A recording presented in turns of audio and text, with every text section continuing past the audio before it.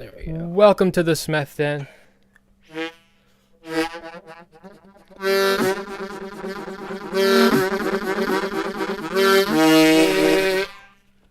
right. That startled me. So I have Okay. ElderDrazi here, and I'm Smith. And we're going to talk about polyamory, polygamy, pimpery. Let me turn my chat on so I can see. There we go. Do you want to give me your camera? Oh, am I not giving you my camera? I just have your logo. Yeah, Currently. here you go, here you go, here. Here you go. Oh yeah, I should put you on my screen too. Okay. Didn't get a lot of sleep last night. We got a beautiful I got man. so much. I slept for 13 hours. Best Why sleep that? I've gotten in a long time.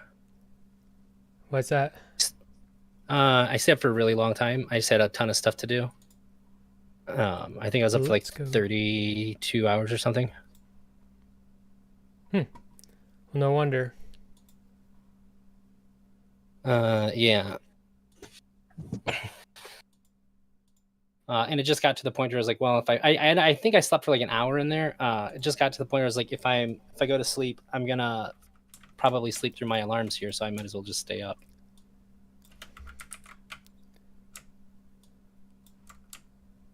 I don't know if you ever have that issue. Wait, so the point where I'm gonna sleep through my alarm? Yeah.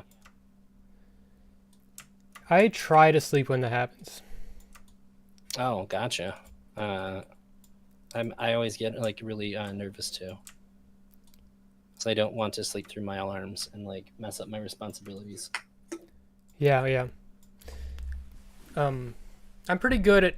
I don't know. Sometimes I sleep through my alarms. That's not good. Okay. Okay. You've shifted. I need to move you again. Hold on. Okay, no problem. Take your time. Okay, so first of all, I wanted to touch on briefly, just because it's everybody's talking about it, and honestly, it's so fucking insane and ridiculous. I wanted to talk about this map thing. Yeah. And you're actually part of that, so like, what the fuck? What the fuck? So, I didn't expect it to be like that, really. So it's funny too. It was barely on my radar to the point like I forgot that it was happening. I'm usually pretty astute about showing up on time for streams, or if something comes up like it did today, like I get a hold of people. I'm usually very on top of streams, and I think I just got done playing a video game or something when I got the message like, "Hey, are you still coming to the stream?" I was like, "Oh shit, yeah, I'll be right there." My bad. So I was late to that because I just didn't even think about it. And at first, I thought it was like when it was brought up to me, I thought it was going to be like some weird like trap thing, because the guy who recruited me, I was like, "Oh, who's hosting it?" And he was like, "Hang on."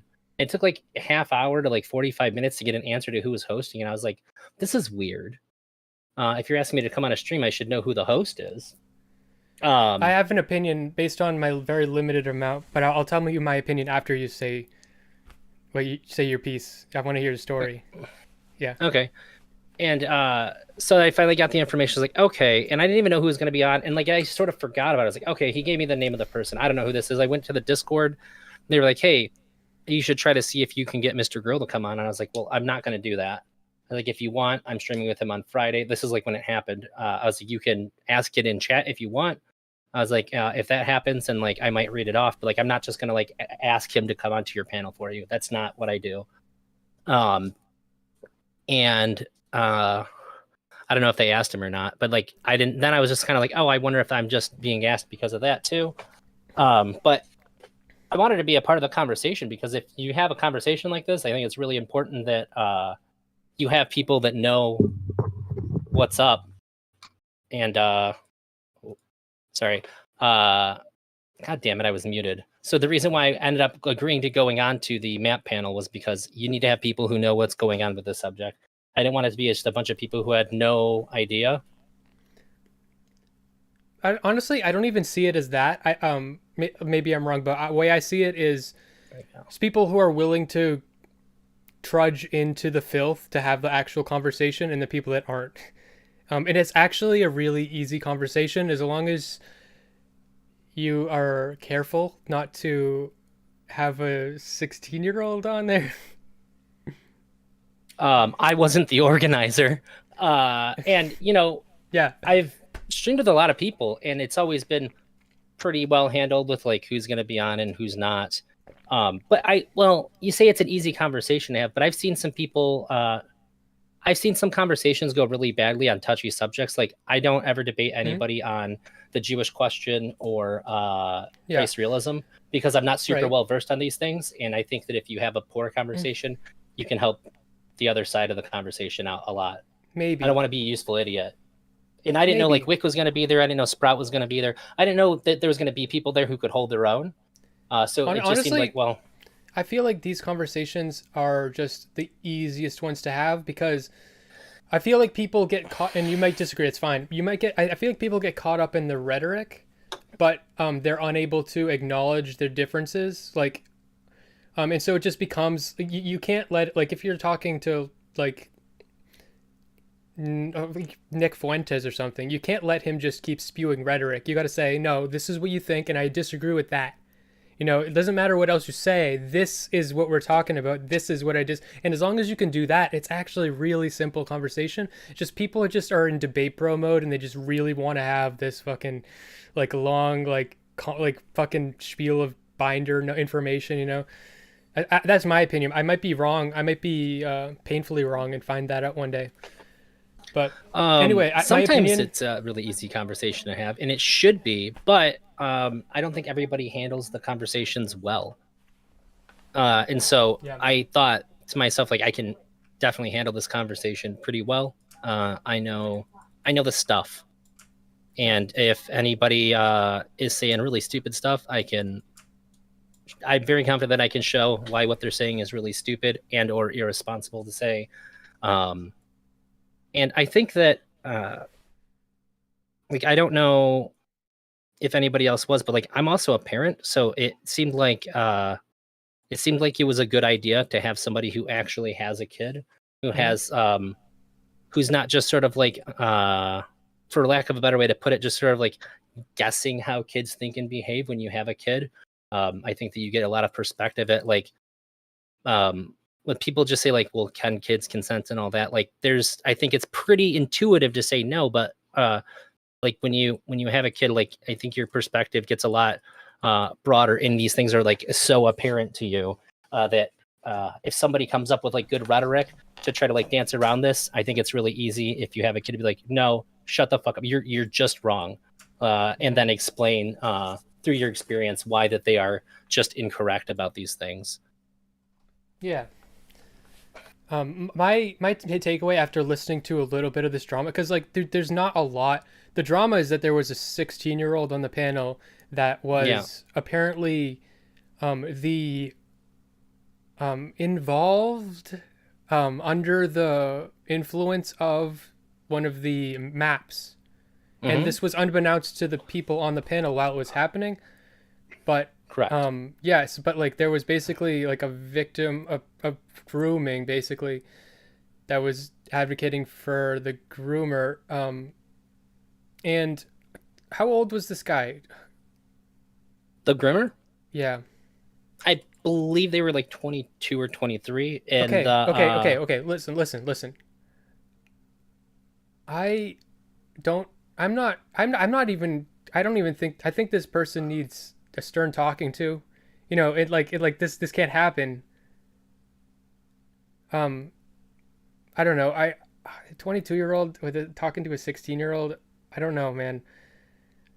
Here's the big problem. This 16-year-old had been a part of what has only been called, as far as we can hear, is the community. And since they said for 5 years, which means they've been part of like this community where they're meeting these people for or since they were 11. That should be absolutely looked into. That sounds really bad. It sounds really bad. Hopefully it isn't, but I mean, it sounds pretty bad. So, yeah. Yeah, that sounds real bad. Wow. Yeah. Yeah. So even if Man. even if we want to allow some wiggle room for uh, certain Yeah. ages and all that, I think that shit goes right out the window when you understand they met like meeting in a community. Okay. Period. It's Yeah. not like they just like they're in the same social circles and they happen to meet or anything like that. It's like that. It was like a very intentional meeting of somebody on both ends. Like they were looking for an adult, and the adult was looking for somebody who was Hmm. underage. Um, This becomes a lot more malicious than that that certainly is a malicious structure. I want this is all right. Like people like there, we got to find out what's going on. you know. Yeah. yeah. My main takeaway for like I don't even that's a bombshell to me, but my main takeaway was that the excuse that the guy who planned it and had those guys come in was that he was high. Um, Yeah. and I heard him say that, and I heard him defend himself, and I heard the other guy that was running the panel say that he was freaking out because he wasn't in contact, and this guy like had blocked him and stuff, and know what was going on. This honestly, I've quit weed for like 4 weeks, and like I'm glad I quit weed. Uh, if it really is just utter incompetence because he's a fucking stoner, this is a good PSA. It makes you it Yeah. makes you dumber. It makes you dumber in general. I think. I mean, it's fun, but the reason I stopped is because it makes you dumber overall. I stopped. I just sort of naturally stopped. I didn't really realize I had quit until it'd been. I was like, it's like 3 weeks since I smoked. Like I guess I'm done now. I guess I just don't do that anymore.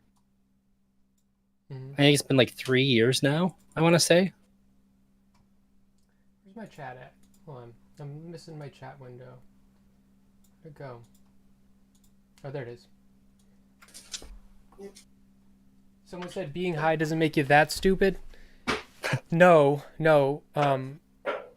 But being high can make you just like It can make you careless. It can make you complacent really well. careless and complacent. That's exactly it. Careless and complacent. Yes. Slow to react, slow in the uptake. Yeah.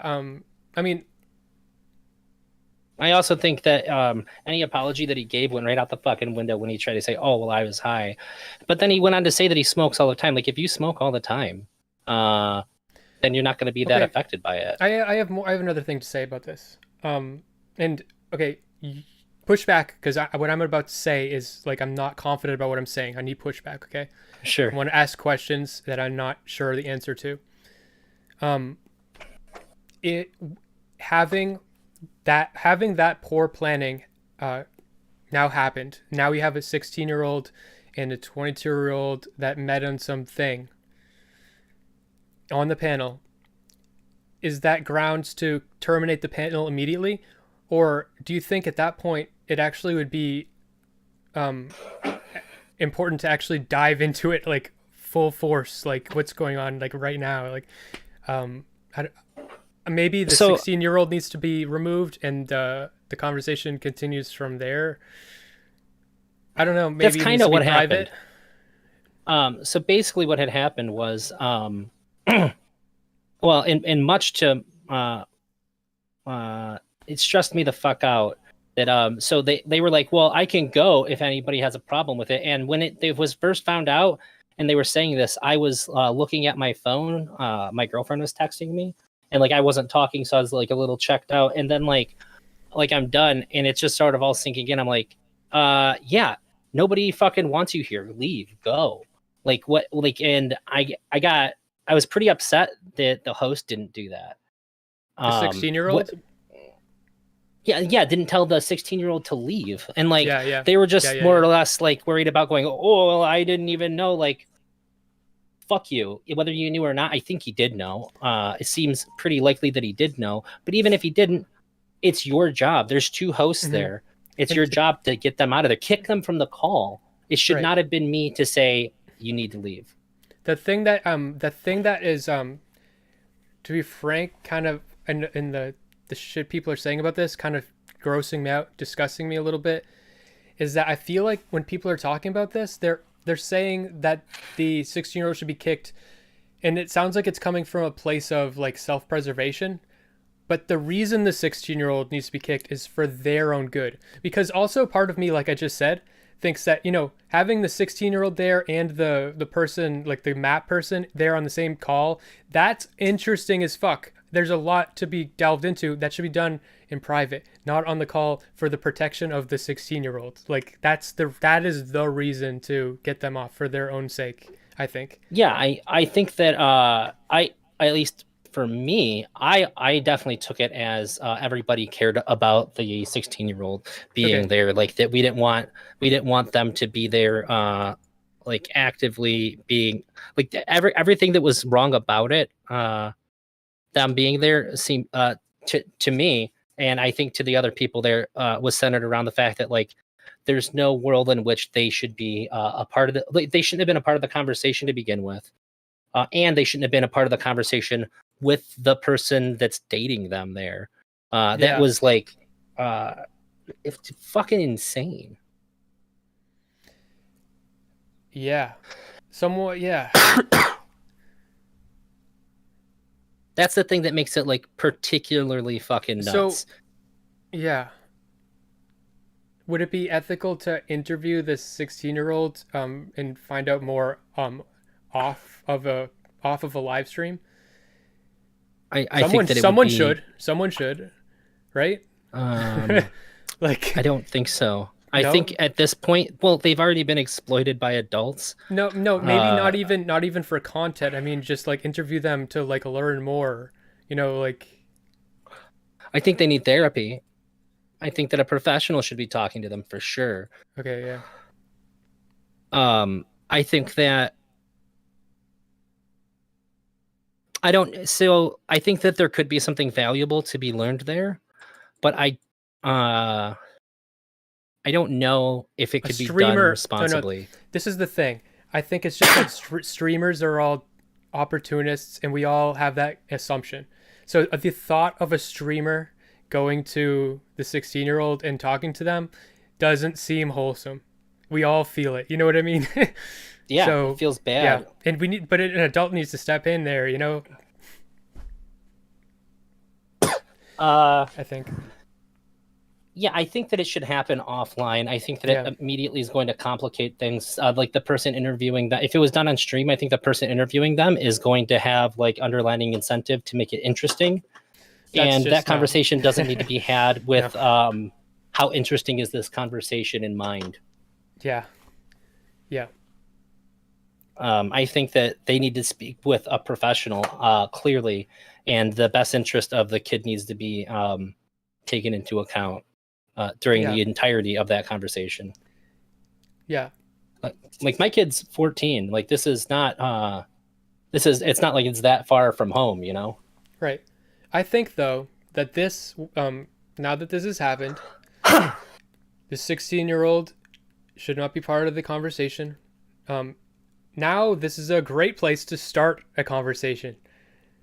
Now the map conversation starts.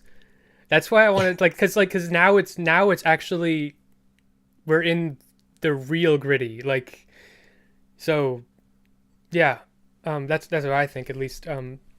So yeah, I mean, there's a whole new interesting conversation to be had about what happened there. And also about like even to that map guy. Mm-hmm. I want to hear what he has to say for himself, and I don't think that I don't know. I didn't listen to him talk. I don't know if he's like a Nick Fuentes like rhetoric like master who's going to manipulate the audience, but I would assume he's not. So in that case, like I want to hear if he wants to be on stream, I want to hear what he has to say. With some pushback, a lot of pushback. Like I want to dive into that. I think that's interesting. Maybe that's unethical. Someone should tell me, but I think it's unethical.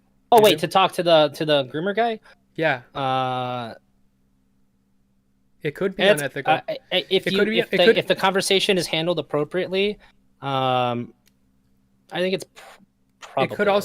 It also could put him in undue risk too.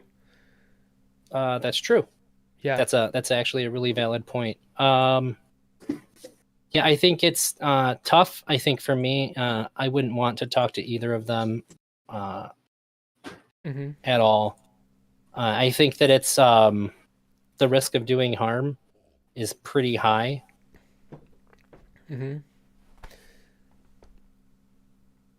And I think that it'd be a tough conversation to have responsibly.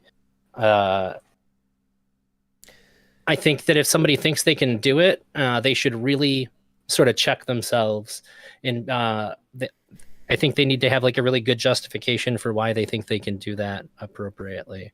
I don't even think the 16-year-old is in question. Yeah. As far as content is concerned in any way, but the adult 22-year-old, I think it's actually unethical because this is now like you can't interview someone to talk about a crime they did before there's a trial. Like that's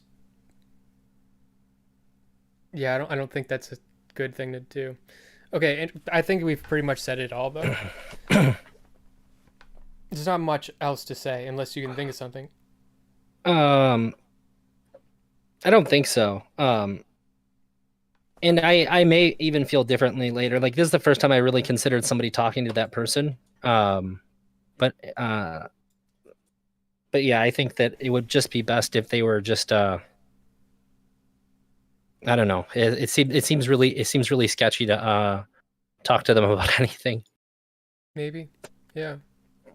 Well, I want to know questions. Like I want to know like, so was it you that told this 16-year-old to come on with you? I want to know No. like, so tell me about this group. I want to know like, how do you got involved in this group? Like this, you know, how does this go on? I want to know like, so what is your defense of this? You know, what do you have to say for this? You know, but sure. In doing that, that also might put them in, you know, they should talk to a lawyer, you know. So I thought It's D&D he needed to have a lawyer when he was talking to Chud. He just kept going on and on. He's like, eventually at one point he said, yeah, I probably was doing it for clout to some degree. I was just like, wow. If I was your lawyer, I'd be like, you need to shut the fuck up right now. What are you doing? yeah, they seem to have no like that alone showed me that they don't have the capacity to be putting something on that's a touchy subject like this at all. If you can't even realize that, like, when you need to shut up when you're in trouble, like, good God. Yeah. It was an impressive level of being real dumb, in my opinion. I honestly though, I think it's okay to have idiots talk about this stuff. It's like, I just, like people airing out their like opinions and stuff. I don't know, like the platforming to me of a random map isn't the same as Nick Fuentes. It's just like it's not the same thing to me. It's just some idiot. Like the people that are dangerous aren't people that are bad people. The people that are dangerous are the people that are like politicians and like great communicators and have like an agenda. It's just a random map doesn't have an agenda. You know, it's just a person that, you know, I think they do have an agenda. The agenda is, if they're going on a panel to talk about it, their agenda is to get people to be more accepting of their mapness. Yeah. But that's them. They're defending themselves. But when you're defending yourself, you're defending yourself for the thing that you're doing. You're not defending your existence. You're saying like, I don't think I'm doing anything wrong. And when you say that, you're also saying that like other people who are doing what I'm doing are also doing nothing wrong. There's an extension to which you can take any of their arguments. Yeah. So it's which like I said, like it's okay to have a conversation about these things, but you have to be ready to have that conversation. I think that there was a good amount of people who were ready to have that conversation. Like I said, Wick did great, Sprout did great. I think that I did pretty good. Rose did good. The people on the like anti-map side did pretty good. I was really glad that most of the rhetoric was like, we need to get these people help. Yeah. So that they don't offend. Do you think that it's unethical altogether to have anti-map people talk to pro-map people. I don't think that's unethical. I think that's a really good conversation. I don't think that. I think like having the pro map people doesn't make it unethical. I think there's plenty of anti map people that are perfectly capable of having that conversation. Even like somebody that's not even that great at it is probably going to be not that bad at it. To be honest, depending on how much of a communicator you get of a map. Yeah, we would hope, yeah. Like I said, the people did really well that were on the like anti-map side. Although it's such a weird framing too, because when I first got invited and I was in the Discord, I was like, there was like a section for both of them to like introduce yourself. I was like, wait, am I like in the context of this, like, am I pro map or anti map? Because like I think that we shouldn't like I'm not for like chastising people and like being shitty to them. I think that like we need to get them, like they need to get help. It's like I don't know where that lands me as far as this conversation goes. Oh, my allergies are acted up. And I never got an answer either. So I didn't know. I didn't even know where that landed me in the context of the conversation. It was very strangely handled. I don't agree with that framing. I think that the thing that they need help from more than anything is the fact that they are using the term map and identifying as it. Like say you're attracted to 17-year-olds, okay, then just don't have sex with 17-year-olds. Like don't, like, I mean, like, don't like make a label for yourself and like advocate for it, you know, like as long as you're not doing that, I don't care if you're attracted to 17-year-olds as long as you don't fuck them, you know what I mean? Like that. So what I'm saying is the thing that they need. But the way that we stop that from happening is to get help and seek treatment. I guess. Yeah. Well, yeah. That's like what's borne out in the data, right? Treatment for like so I guess these maps are saying they have uncontrollable desire to fuck 17-year-olds or younger. Well, one of the things that I pointed out is that you don't know if something's uncontrollable until you're in a situation where you can't control it.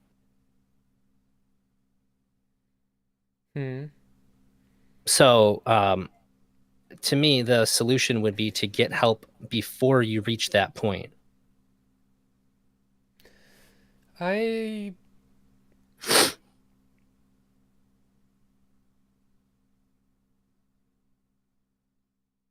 don't want to wait until you're in a situation where you can't control it. I've jerked off to like hentai where there's like anime women that are like in like extreme torture bondage.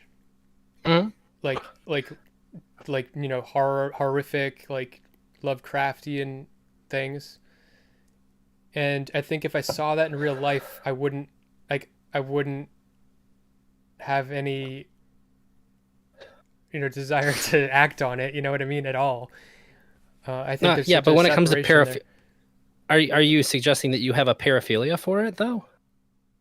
No, I don't know. I don't think so.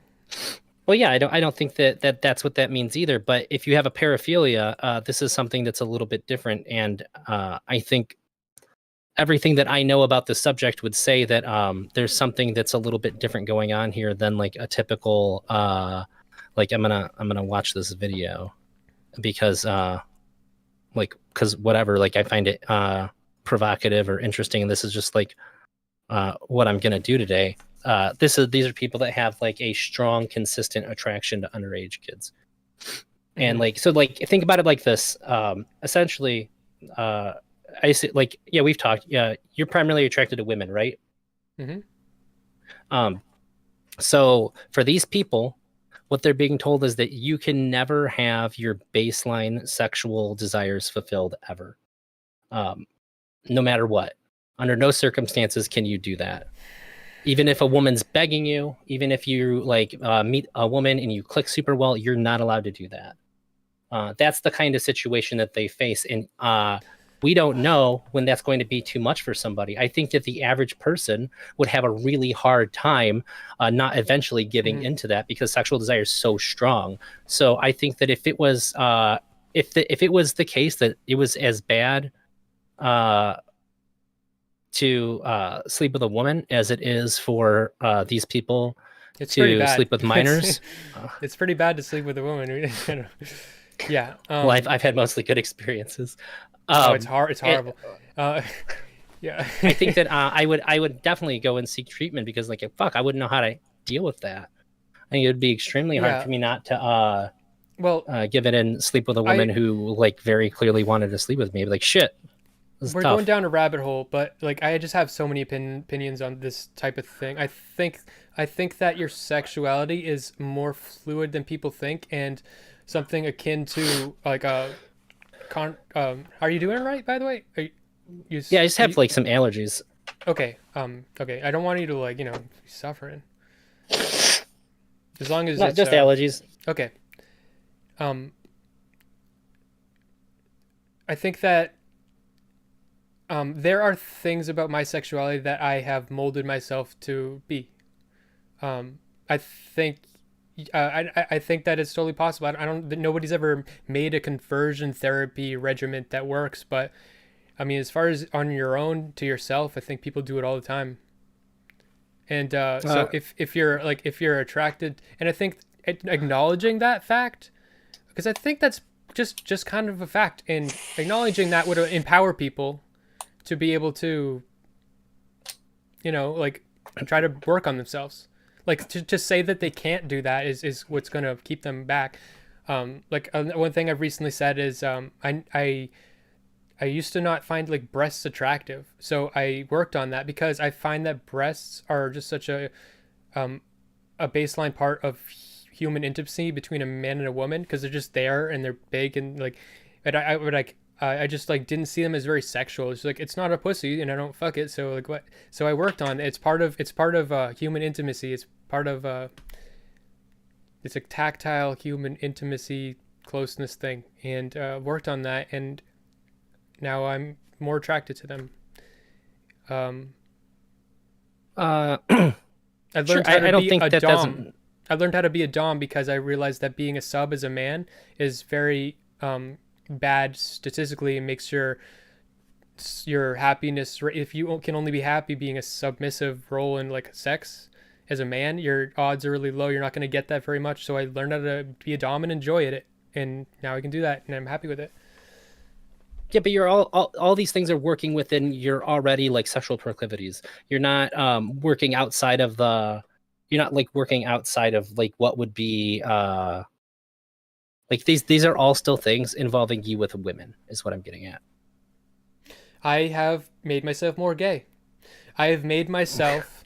I have made it. I've made it so that I can look at a chair and imagine the person sitting in it and then jerk off to the chair because, like, I think you can chain together any string of things and make it lead to anything. Um, and that's I think a really good creative exercise. Sure, but I think that when you're dealing with paraphilia, I haven't seen any data to suggest that people can just will themselves to get better, and that would be I something don't that would I be don't know really how you interesting.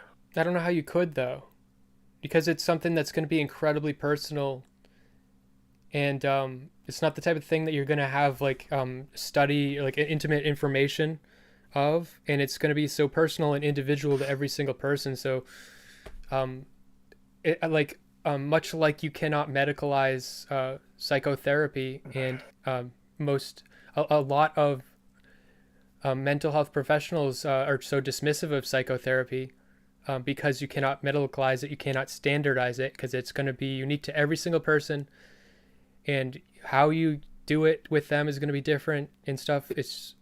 We do have standards in psychotherapy, though. We have ethics.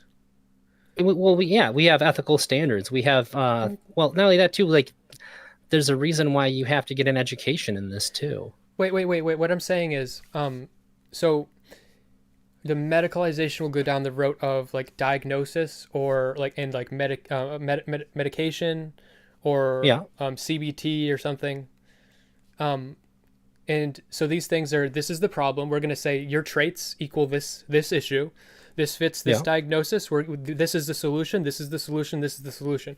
But the old school psychotherapy, which so many people are dismissive of now, is where you look at a person and you say, okay, you have these symptoms of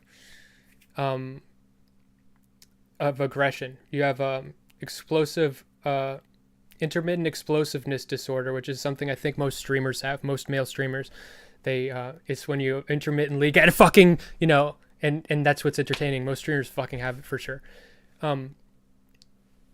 Say you have those symptoms, then your psychotherapist will then ask you more questions, ask you about, and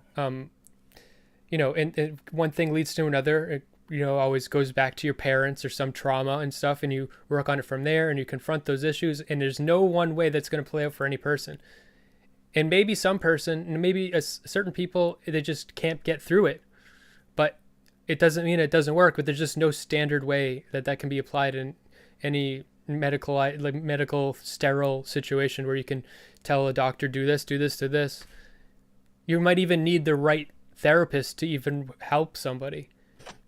Sure, and I think that's what the prescription is to find a therapist that works for you and so talk out your problems. I think it seems a lot more vague when you.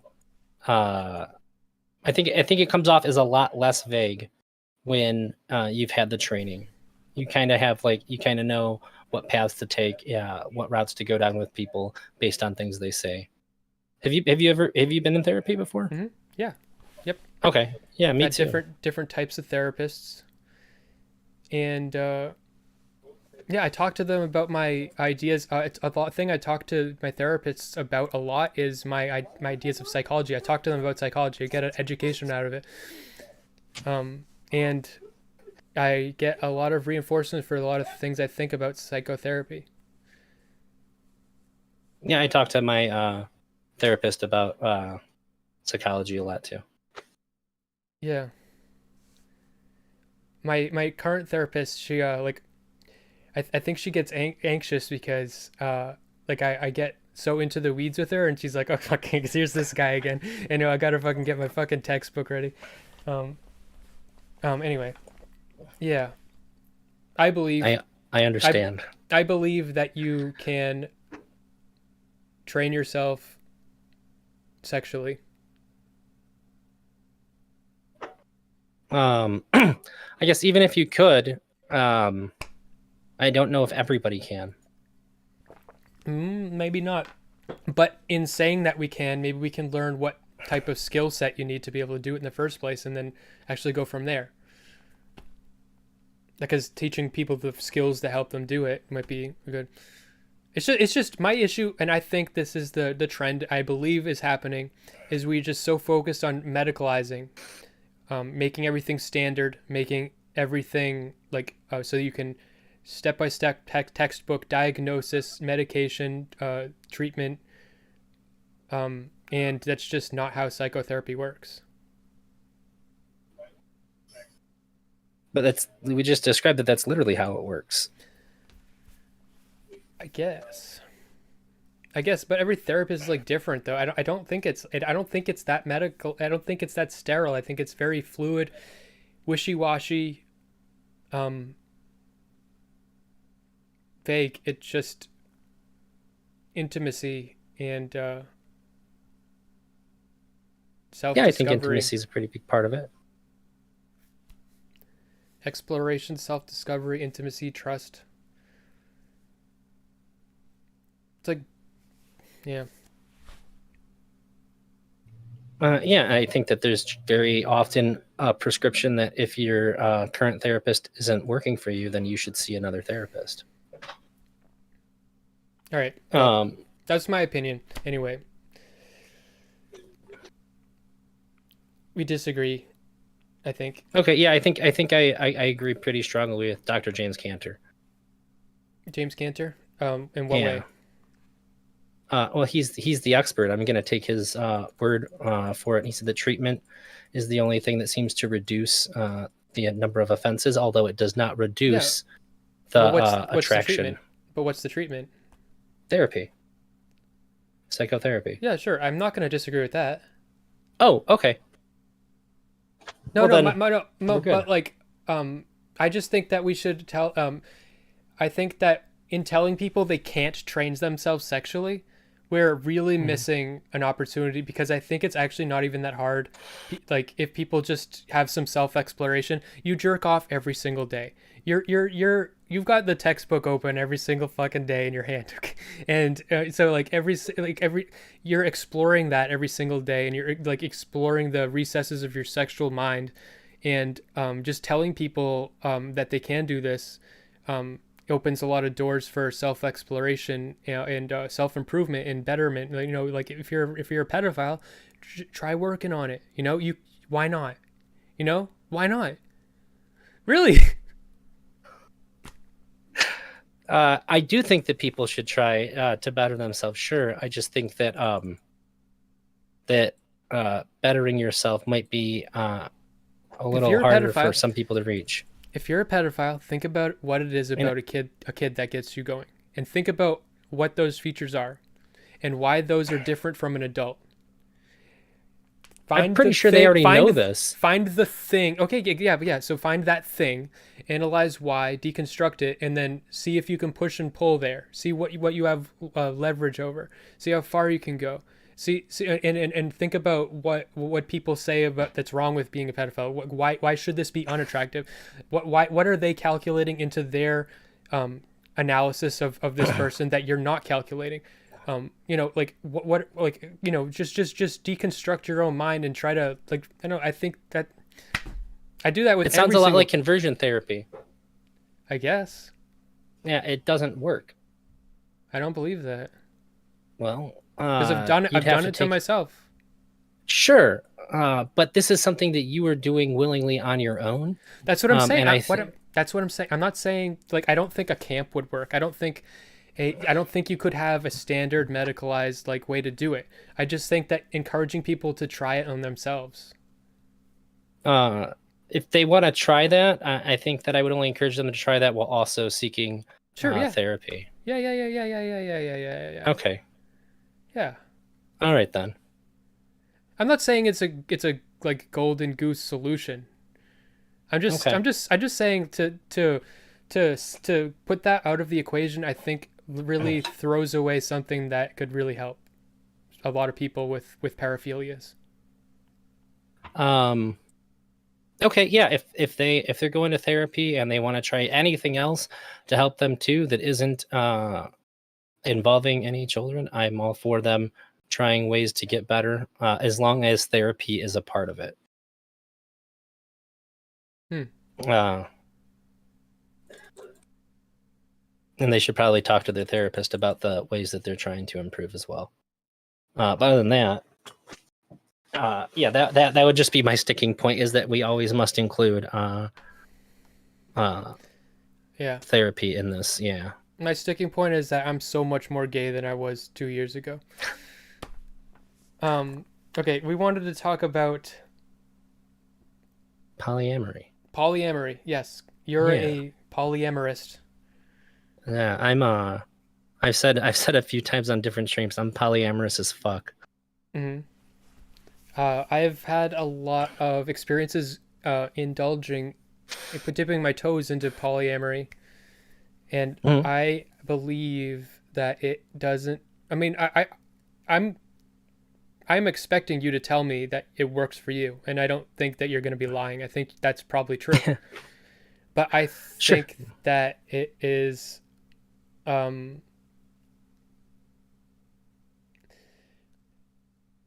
there's a recipe for disaster, but more than that, I think that one of the core tenets that people say about polyamory is that like so you got one partner that doesn't provide for you in a certain way, and why would you limit yourself to that when you can get this partner does this for you, this partner does this for you. And I think that that in itself is a subversion of intimacy. I think that true intimacy comes with the lack. To accept that lack is true intimacy. I think that well, I think that intimacy is just being open and present with somebody. That's how I would describe what I think intimacy is. I don't think. Go ahead. Well, when I say intimacy, I mean intimacy of relationship. So I mean like true intimate trust and true intimate bonding is when you accept somebody for all of their traits that are good and all that are and everything bad about them, and that comes with it too. You don't, you don't cover it up. It's just this is what you are, and I want you, and this is what I got. Sure, but I think that I can accept somebody wholly for who they are. Like 100%. I see you. I respect you. I care about you. I love you. And that doesn't mean that I need to that you need to be responsible for every need and desire that I have that I can't do on my own. In fact, I think it's unreasonable to put all that on a lot of people. Most of the time, people have falling outs in their relationships because their needs and desires aren't being met by their partner.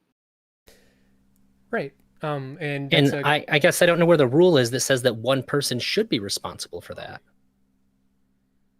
I don't think they should. I think in monogamy, one of the things that sucks about it, but is also beautiful in my opinion, in the terror is the beauty, is the acceptance of the terror is beauty. That it's such a death drive kind of thing, where you see what I'm saying? Accepting the terror is the beauty. Like the lack in the person is just there. You have to accept it. And in a monogamy, you don't get the thing they lack. You can try to work on it, but say that they always say this person has like one arm, and you don't have someone with two arms. It means they can't give you a hand job and finger you in the butthole at the same time. You're never gonna get that. I don't know. Maybe you could figure it out, but that's just something that you can't have, and that's life. I think life is full of those things that you can't have. I think I have a lot of things to say about raising children in the same way. It's such an imperfect. You have to accept the terror. You can't be a perfect parent. You have to just do your best. And the same thing with the monogamy. You can't be a perfect partner. You just have to do your best. And accepting that and embracing that and just letting go, that is the most alive you can be, in my opinion. I guess it seems like the suggestion then is to have people unnecessary, I guess, like put off their needs when it's not necessary. And I don't think that being with more than one person takes anything. It seems like you're implying that it takes something away from. It takes the thing that sucks away. That's what I'm saying, though. But I'm saying I hold value in that thing that sucks. Why? Because I think that being able to embrace. So this is something I think about being a parent. I think that if you think you're a good parent, you're you have to be afraid that you're a bad parent to be a good parent. You have to be afraid you're fucking it up to self-reflect and be like, okay, I need to get this right. You know what I mean? Right? Am I right? Because you're the parent, I'm not. What is that? I think my roommate's upstairs playing video games. Okay. In order to make my mic sound good, it's an inevitability that will sometimes happen in the background. That was awesome. Okay. I think that you should be really weary of being overly confident in how good you are as a parent, for sure. I think a lot of people do that. My theory is about parenting. Like, so people talk about how fulfilling parenting is. And this is why I'm saying monogamy is fulfilling, for basically the same reason. I think parenting is so fulfilling because it is a state of terror. You are now responsible for another human being. You got to get this right, and you can't get it right. You're going to fuck up, and you have to just keep going. And in your weakest moment, you have to be strong. And like, so you're that in embracing that and allowing yourself to just flow with the terror and just stand strong look into the abyss and keep going. That is where the fulfillment comes. That's where you're truly alive. You're truly human. Well, then why do people? I don't agree. I Okay, think that you don't have to. if that's the case, then why like you might be able to find some fulfillment from this, but it seems to me that most people don't want that. I know, And but I do. sure, most people don't want one to be unfulfilled, but I don't even think that the main purpose of polyamory isn't even just making sure that all of your needs are met. Okay. The big thing for me is to not limit the kinds of connections I can have with other people. If I meet somebody and there's like a genuine, real, true connection there, and it may be only appropriately explored through dating them or a sexual interaction with them, the idea that something is going to pop up and go, you are not allowed to have this experience. You are not allowed to explore this connection any further. Like there's just this idea that's simply there by traditional standards that has to sever like my experience in connection with this person. I think it's I have to step back and go, why is this tradition that valuable that it's going to dictate my life and the way that I can connect with others? And I know that I'll be missing out on an experience that feels important to me when I'm there and I'm experiencing it with another person. To me, the conclusion that I've come to is that I don't care about rules that were written by people that are dead. People that came up with monogamy don't live in the world as it is today. They certainly don't know my life. And I don't need to abide by their rules when I'm not hurting anybody. Well, I just gave you reasons that aren't arbitrary rules. You just don't agree with my value. But I do agree with what you just said. That's not something that's answered, but by what I said. The valuing the lack, the valuing the terror. That that's not what you just said is separate from that. When you experience somebody else that you experience someone new that you have this connection with, and you're choosing to forfeit that because you've made this commitment, this arbitrary commitment to this other person, and like you're just losing out. That's a much more compelling argument to me. And yeah, that is awful. I agree. But thank you. I still value the terror. I still value the terror. I think that that's never going to not be there. I think you could have a multitude of different partners, and when you're when you're sharing a moment with somebody, and you realize that like you're always going to notice like some flaws or some ways that like they're not exactly how you want them to be, and you can still love them for it and feel that I guess I don't experience that as terror.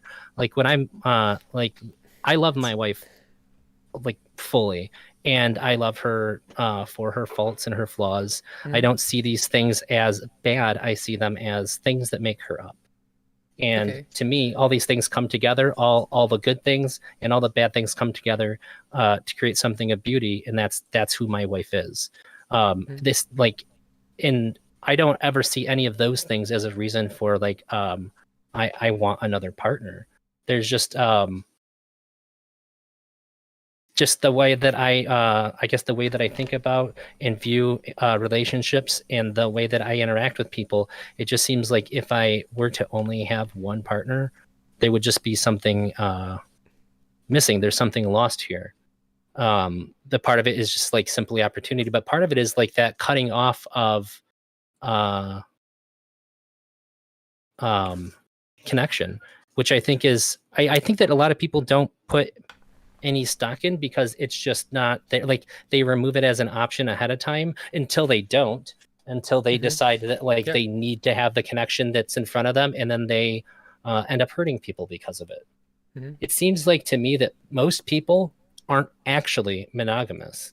It seems like most people end up cheating on their partners at some point, which I think is super fucked and unfortunate because you have made, I think most of the time people make a promise to somebody that they don't really have the authority to make when they promise monogamy.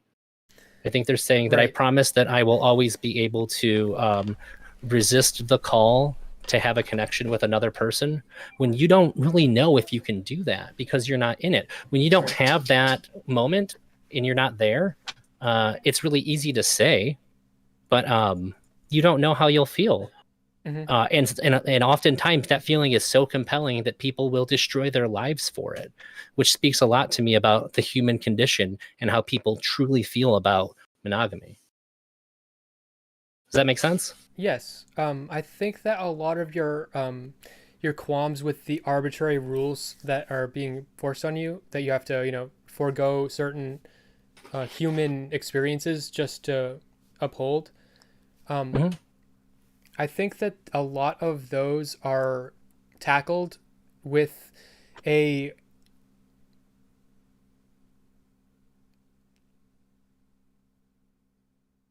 beyond normal levels amount of communication and trust, like much beyond, like I this I so one of the reasons, me as I am right now, there's other reasons, and mostly the reason is that I don't have a car. That's number one.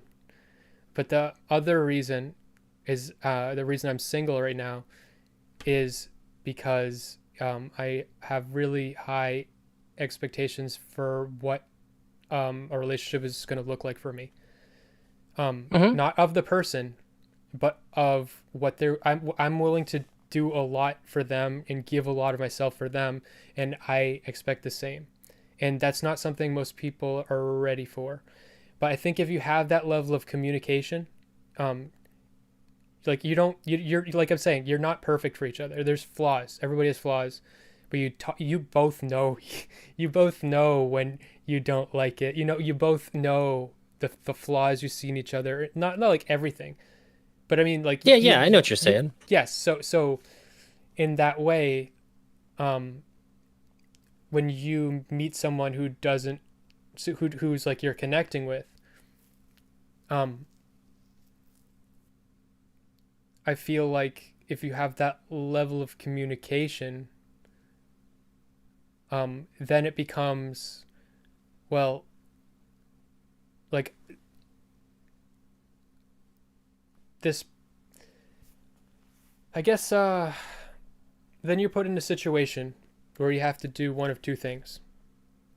You have to think very transactionally, or you have to think irrationally and just commitment, just stupid, irrational commitment. The transactional would be, with the communication, would be, okay, like this person like is really doing it for me, and you know everything about me, I know everything about you, basically, and you understand what I'm saying too. And it's sad. It would be incredibly painful to have even that discussion, and then say, well, it's not going to work because of this person. That would be the transactional route. But I think that there is something to the irrational, just love for love's sake bond. It's like having a hand with like two fingers missing. Uh-huh. And you're born with a Okay. hand with two fingers missing. Okay. And that's your life, right? Yeah. And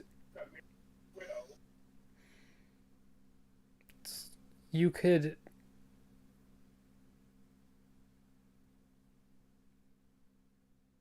I guess this is not the best example. Like, it's like,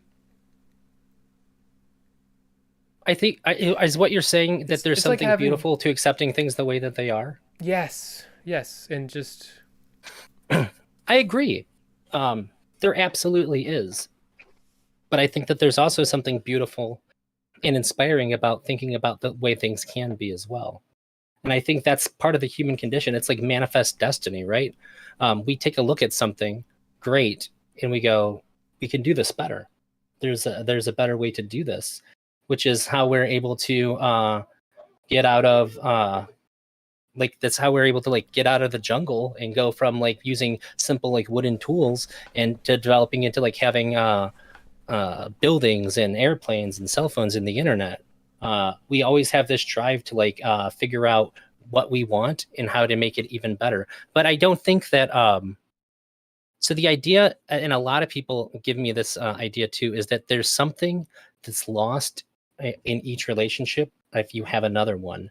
And I think this might be a good time to point out that typically, not always, this has not always historically been true, but typically I practice polyamory in a triad relationship. Are you familiar with the term? I mean, it's pretty self-evident. You probably mean 3 people, right? Yeah, that are all dating each other as equal partners. And there are, I would say that in the polyamory community, this is sometimes seen as like, this is like the bad guy. Because a lot of people do this in a really unethical way. People do this in a really unethical way. And I agree that it can be done in a really bad way that's really harmful to the person that comes into the existing relationship. There are power dynamics that must be addressed, and there must be systems put in place to protect their autonomy and to make sure that they're not going to be pressured and have their feelings dismissed or ignored and not have so I guess I'll just break it down like it's usually like an existing couple dating another person together. Some people call it a third, some people refer to them as a unicorn, and I don't really like any of those things. Like earlier on we would say like our girlfriend, and I don't like that either. Because then it seems like there's like a 2 and a 1. Yeah. The way that I imagine that it works is that there's more than just one relationship happening. There's like A to B, B to C, C to A, and then there's everybody together as a whole. These are the different dynamics that are happening. When I hear you describe that, it's pretty clear to me. Like what you're describing is the normal levels of power imbalance that exist within relationships is now heightened the potential because there's 3. So with 3 people, the power imbalances are way more complex and way more powerful. Like so in a healthy relationship, I believe this is not what everybody believes. So I believe that you should have a healthy egalitarian relationship. I very passionately believe this. I never shut up about it. That you should switch roles with each other, sort of. You should not have one person being the baby all the time. In like a monogamous relationship, like, we don't have one person doing everything for the other person, like a slave, and then one person being the baby. And so it's really hard for people to learn how to do both and be taken care of and take care of somebody.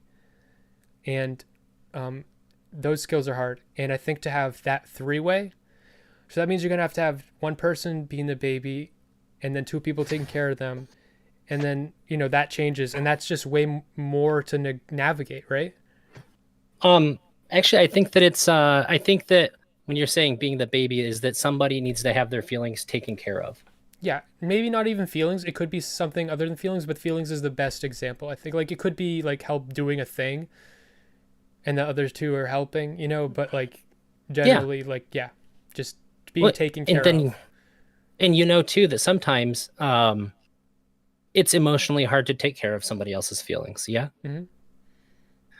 One of the nice things about being in the kind of well, not only that too, you do have 2 people to take care of your feelings, but also so like the other day my girlfriend had a really, really bad morning. Her phone was off, and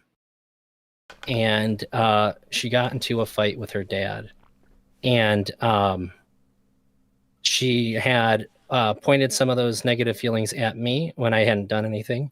And she had also pointed some of those feelings at my wife. She hadn't done anything. I think that it would have been a lot harder to respond with love rather than fighting and arguing because my feelings were hurt if I didn't have my wife to lean on during that. And I think the same goes for my wife. We were able to confer our soreness with that exchange with each other and kind of help each other out so that we could both be there to take care of her when she was obviously in need of extra love because she was going through something difficult. I know a lot of times when you're with somebody and they you get targeted by raw feelings that aren't about you, it's very hard to not feel like they're about you and then respond in turn. I think it's a really good example of the strength that there is in the kind of relationship that we have.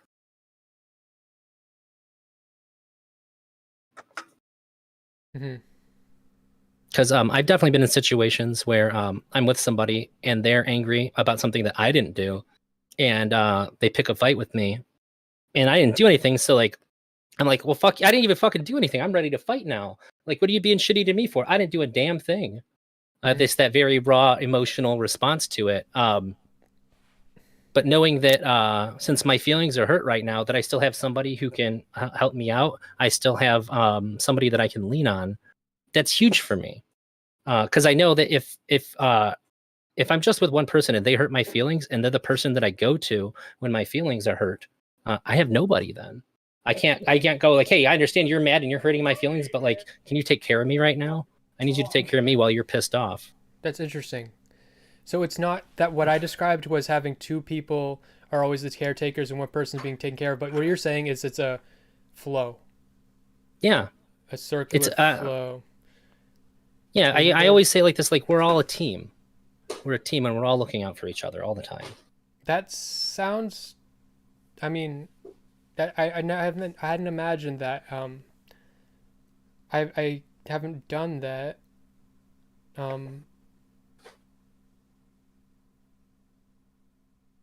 Then you're saying it works. Yeah. And don't get me wrong, there's ups and downs like all relationships. The one so I'm not really big on rules. A lot of like the thing that makes the kind of relationship is like unethical is people say like, well, you can't do this. A good example that a lot of people do, call people that do what I do maliciously unicorn hunters. That's the phrase that the community has given to them. And one of the things they'll do is that like they'll tell the person that's coming into the existing relationship, like, you can't have sex with anybody outside of us, but we can have sex without you, that kind of thing. They'll put like rules on the person. I don't do rules at all. I do boundaries. And I explain the difference is I'll never say you can't do something, but I'll say I don't want to do something. That's the difference. And also too, I've never said like we're the only relationship that you can have either. I think these are really important things that whether that the triad is open or closed should be up to the person that wasn't in the existing relationship when the new relationship starts. I think that's super important too. I think the best way to keep it ethical is to grant some extra power in decision making in the beginning. The one hard rule that I have for myself, it's a boundary that I suggest to everybody else, is that if one of us has a problem with another person, I don't think that problem should just be shared to only the other. Like, if A has a problem with B, A should not go and vent their frustrations out about it to person C. It can happen with everybody all together, or A should talk to C direct or B directly. Okay. Basically, you shouldn't talk about you shouldn't talk shit behind each other's back is essentially what it amounts to, because I think that's okay. That's what I was worried about before. Bad. Yeah, and everybody agreed to that. I'm sort of the opposite. I have a sick fascination with rules. But rules that are always meant to be broken. But I love those rules. Like, I need to know somebody can advocate for themselves, and I mean, I'm just thinking like sexually, I just get off on rules. Ooh. I like making up systems of rules. I like his lighting. Well, that's a whole different fucking thing. Yeah, that was my wife. She came by. I think my headphones are on, so I didn't hear that well. She said she liked your background. Yeah, I like his lighting. Yeah, the lighting is good. Thank you. Yeah, well, if we're talking about sexual things, like, yeah, rules can be good and smart, and I understand the allure of simulating rules as well. I think is what you're getting at. Power exchanges. Oh yeah, like TPE. Yeah. Yeah. I am familiar. Yeah, I think that most of the time, in my experience, most people that are poly are also, at least to some degree, involved in like BDSM. I understood that immediately when you were talking earlier, just a while ago. I was like, okay, that's why I was bringing this up. Yeah, it's pretty common. It's not like I don't think I wouldn't like I would never say something like I wouldn't ever be in a relationship with somebody who wasn't interested in BDSM. Like I don't have like that level of need for it, but like it's cool. I can accommodate for sure. Mm-hmm. Although I guess the only thing that I could say about it is that it seems like for me, I don't think I've ever been not the dom in any relationship I've ever been in. And even in this case too, like my wife and my girlfriend, they're both very submissive. Yeah. But I mean, it's fine. I don't necessarily need to be a submissive person. I have played the role long enough in my life to where I have it down packed pretty well. Mm-hmm. Okay, and I guess if you want to, we can talk about like the sexual elements of being polyamorous, because I think a lot of people, I know a lot of people think that it's like a thing that's all about sex. No. I was gonna sort of mesh that in and talk about some like experiences I've had, and a common experience that kind of replays itself with polyamory. Okay.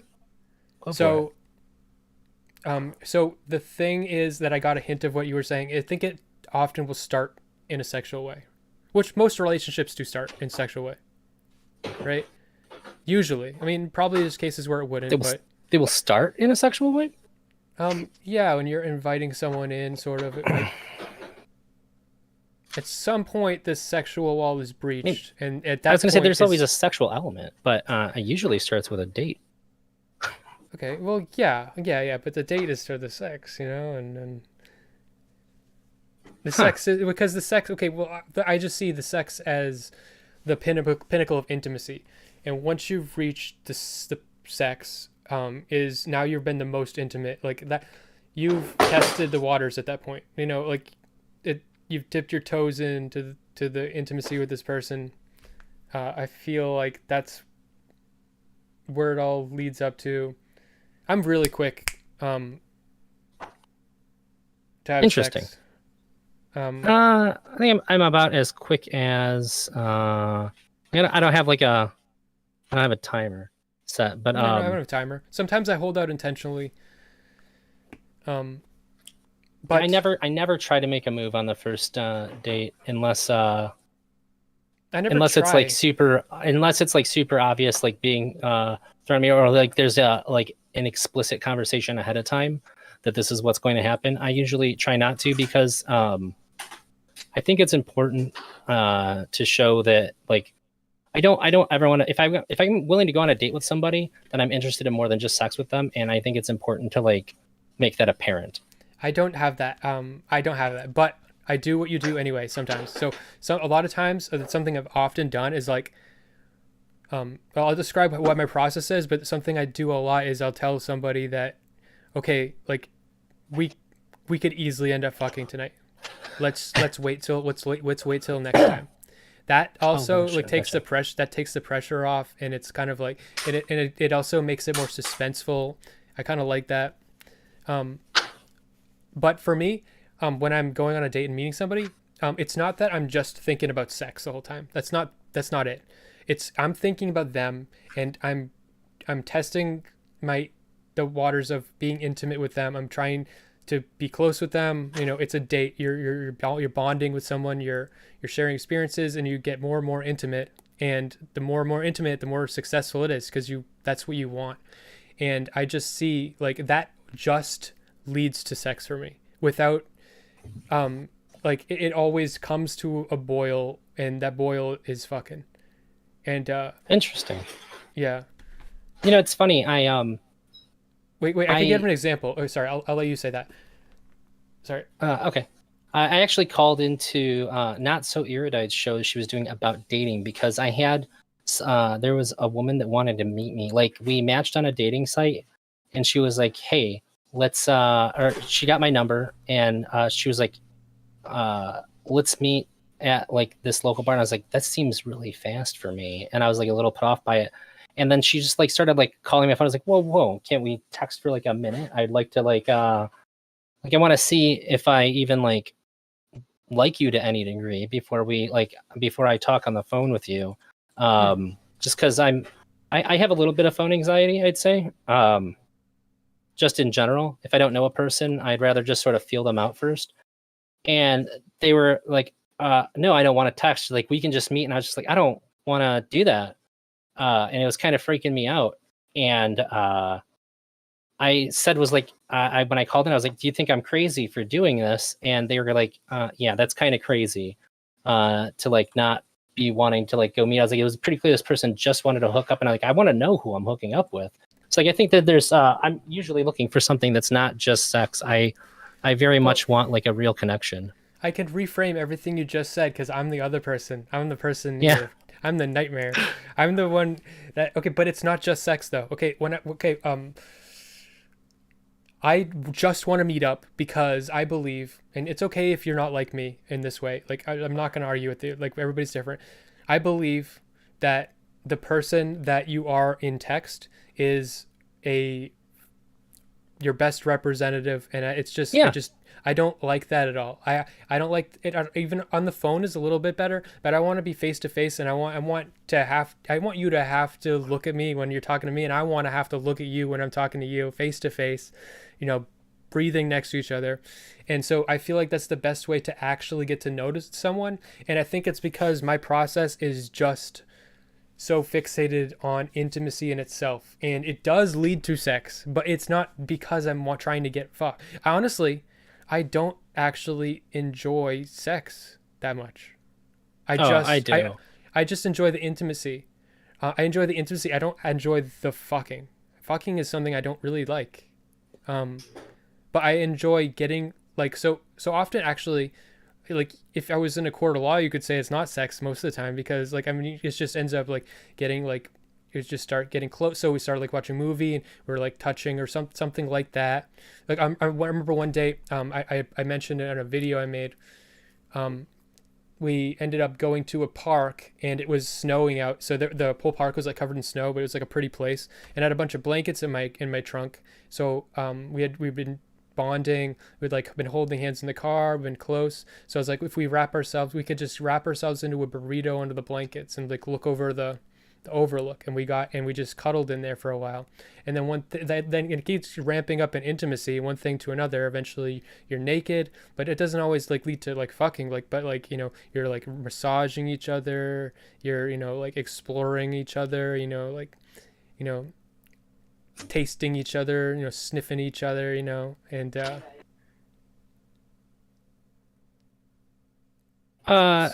yeah, I understand this. Like I'm no stranger to like the build up and all that, and I like that too. Usually before I meet somebody though, like ideas about sex and sexual boundaries are discussed pretty well up front, because I don't ever want to be in a situation where I'm like dating somebody and I really like them and find out that we're completely incompatible. And I also, if something were to happen on the first date, it's like, wow, this is definitely a moment. I'm not going to like deny it. I don't want to accidentally cross a line or feel like I don't know what to do. And it also gives me a pretty good indication this person's comfortable with themselves sexually too, if they're able to talk about it. I also kind of don't trust the representatives, like what they're even saying that their boundaries are in the text before you meet someone, because I feel like once you meet someone, your boundaries are now different as soon as you're interacting. Yeah, if somebody tells me they want me to be like really like physically aggressive, I'll say like, well, look, it's gonna be well, at least my version of quite vanilla at first, and it's something I slowly ramp into, because I don't care how tough you say you are. I'm not gonna cross a line by mistake. If me and you went on a date, we would fuck on the first date. I guarantee it. Okay, no, because you're the person that's gonna be telling me you have all the. I'm not. I'm not a person that crosses boundaries. That's not what I'm saying. Sure. But I'm saying that you're going to tell me up front that these are all my boundaries, and I'm going to respect those. And then when we're going to go on the date, at every single interval, I'm going to make sure that you're comfortable. And I'm going to be like, like double checking, like I'm making sure we're in touch and everything. And then like I think that process, like I don't think it works so much like an RPG. Mm-hmm. Yeah, I agree. But I still think it's good to get a baseline of like things that they're into. I think it's very good for getting a baseline. I don't think that this is going to be the gold standard. I'm still going to. I also like. I'm like the guy who does the thing that people are like, nobody does that. I ask for consent before I touch, like before I hold a hand for the first time. I practice like threshold consent. I ask before the first time that I do any given thing. Like before I hold a woman's hand for the first time, I'll ask if it's okay. Before I give them a kiss for the first time, I'll ask if it's okay. And I've never had anything negative ever happen for that. In fact, it seems to have like quote unquote scored me a lot of points, although that's not really how I would like say it. It's just colloquially like a good way to explain like what happens when that happens. That's not why I do it. I do it to probably to some degree. It's just so I don't get my feelings hurt, but also it's immense consideration for the other person.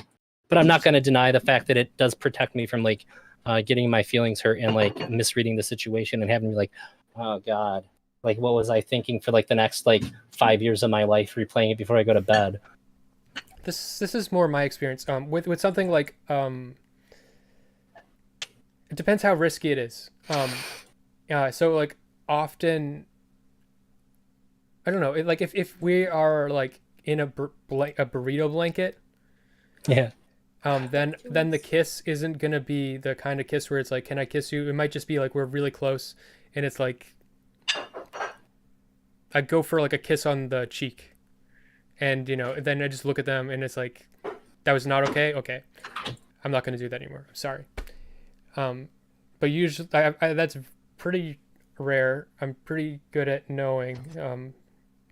But I guess maybe I'm a cheek thief. But. I think that there's definitely something to like reading people's body language and things like that. I don't think that that's something people can't do.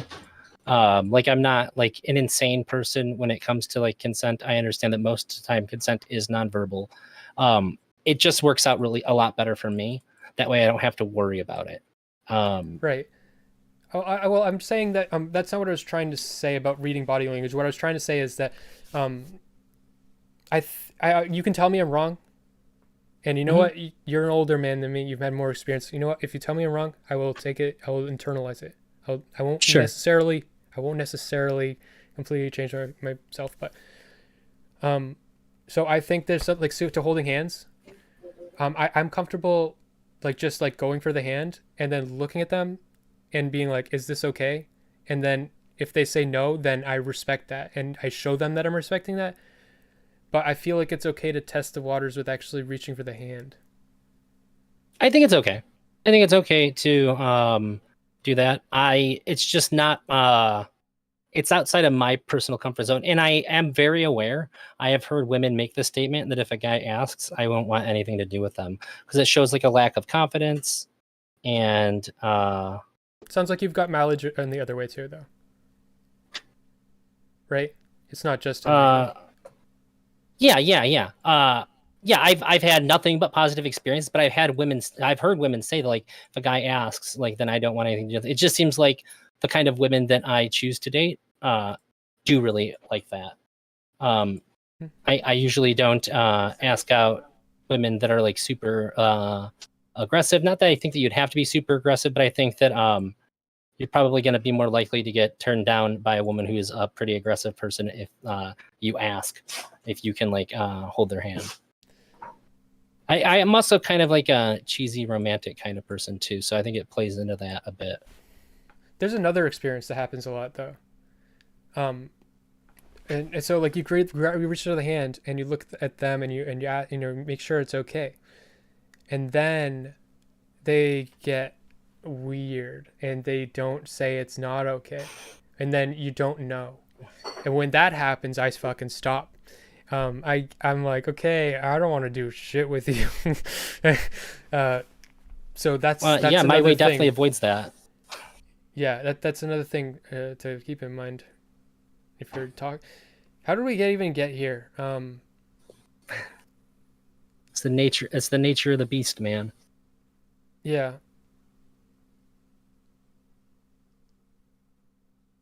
I do think that what you were saying was interesting, though. I think a lot of people experience that.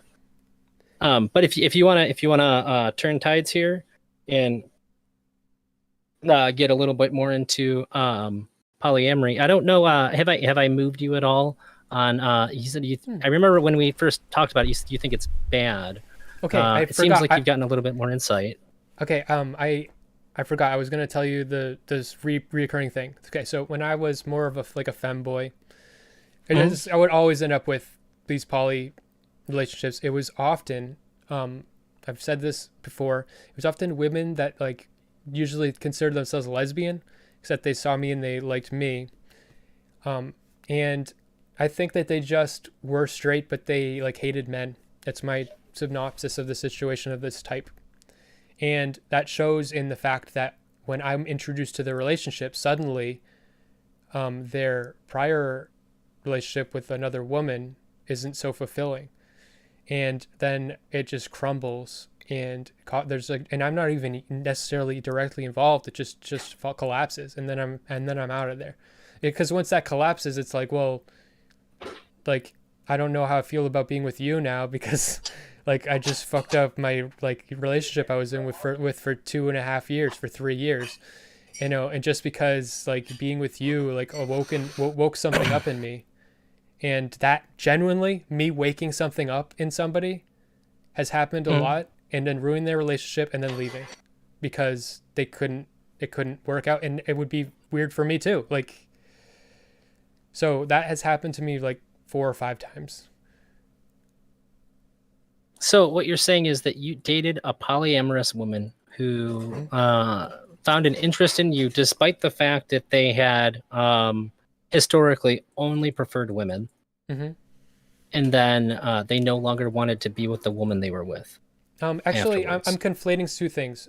I've had a lot of experiences with this lesbian type, but not all of those were poly. A lot of the poly relationships I'm conflating memories. There is one that was lesbian. And I think there might have been another that was lesbian, and there are multiple that were not lesbian. They were straight women. But regardless, in all these situations, I come in and somehow I awaken something in them just by being part of their relationship. And usually it'll come with like because the poly thing, they've got like certain like rules and like boundaries like from the other partner. And and so like then they're with me, and then they're like awakened in a certain way, and they like questioning the value that they place on those rules and boundaries that they get from the other partner, and because they're so into me in the moment, and then it just their relationship ends. They start fighting, it crumbles down, and most of what they were feeling for me may have just been passionate, or maybe they're just unable to move forward with me more because I've destroyed their relationship by being introduced, and then that's the end of it. So it could very much be. I don't know these people. I can only speculate. So that's what I'm going to do.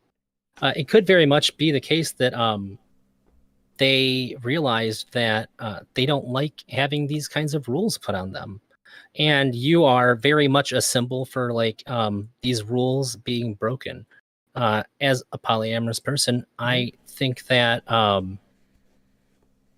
rules put on other partners is pretty unethical. If you're saying that this is something that is okay to do, it's okay to be this way, it's okay to practice non-monogamy, we also have to have it done in an ethical way. I don't think that you can tell somebody, okay, you're free to date other people, but I need you to do this, this, this, this, and this, and this, and this. Like all you're doing, they're just still dating you. Like they're pulling all of the strings here. I'm putting a lot of emphasis on rules. One story in particular, there was only one rule. It was I can't come inside her. And knowing me, I don't even like fucking. So it's easy win for me. But that rule was there, and I was like, what? Why? Because I mean, I felt like you, like it's like weird. Like, I guess there's risk of like STDs and stuff. That makes sense. Sure. And you know, the fluid bonding thing or whatever. And yeah, so that exists, but in general, so like this, there was not like rules, but like check in. Like, this person was like staying with me, and like for like a week, it ended up being that way. And they would call their boyfriend and check in, and like I made me feel weird. And it also felt like an obligation, and it was also like taking away from what we were doing, sort of. And it just like things just didn't, it just got weird. Mm. And they fight and then break up. Well, I think that polyamory is not for everybody, but I think that it would be for more people if we didn't place such a high emphasis on monogamy. I think that, so what, monogamy is one of the very few things that aren't questioned at all in our society. There's like a small handful of things that nobody ever really questions. And I would say like monogamy is like up there with money. Like nobody ever really questions like money, how it works, and like why we need it and all that. I would say it's like at that level. People just accept that that's how things are supposed to be. So I think that a lot of your ideas, inevitably, a lot of people's ideas about relationships and how they're supposed to operate and function are based on the idea of monogamy. I don't think that it's, I would say for a lot of people, it's an almost impossible thing to divorce from your mind. I've had people say to me too, that they've been poly for like however long. I'm like, oh, what made you decide to be like that? Like, I didn't even know that it was an option before. So when you think about relationships and you develop your ideas about like what is and isn't acceptable, like what you're looking for and what you want, it's almost always going to be put through this frame of monogamy, because that's like how many movies, how many romance movies are about monogamy? Basically all of them. There might be a couple polyamorous movies out there, but I think that it's not like the craziest thing in the world to just say it's all of them, because like there's such a high degree amount of them. Like they have the market. It's not even considered. I want to give somebody so much. It would be impossible for me to give them that much if I was giving it to more than one person. Like it would be to what I couldn't. I could never be the partner I am in a monogamous relationship that I would be in a poly relationship.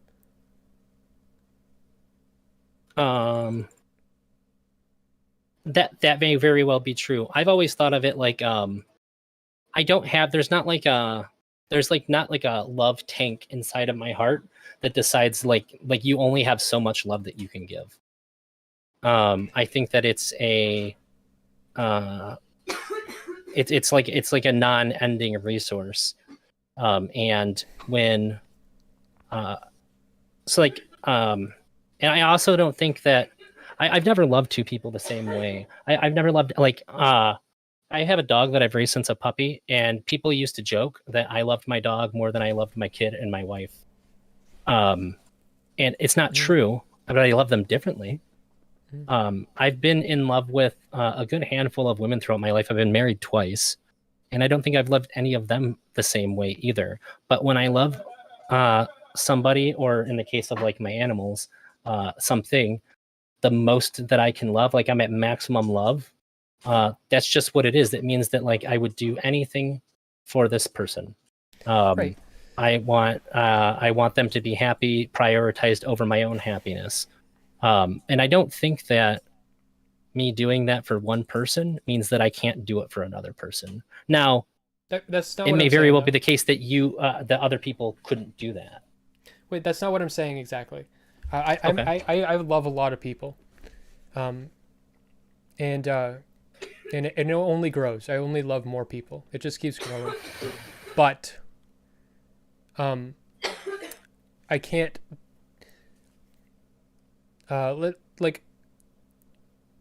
say I love you. We're talking, I'm bonding with you, I'm loving you. Mm-hmm. I have commitments in my life and stuff. Like I can't like actually be there for you. I only have so much time and like mental energy, like not emotional energy, but mental like energy and like, you know, physical endurance. Yeah.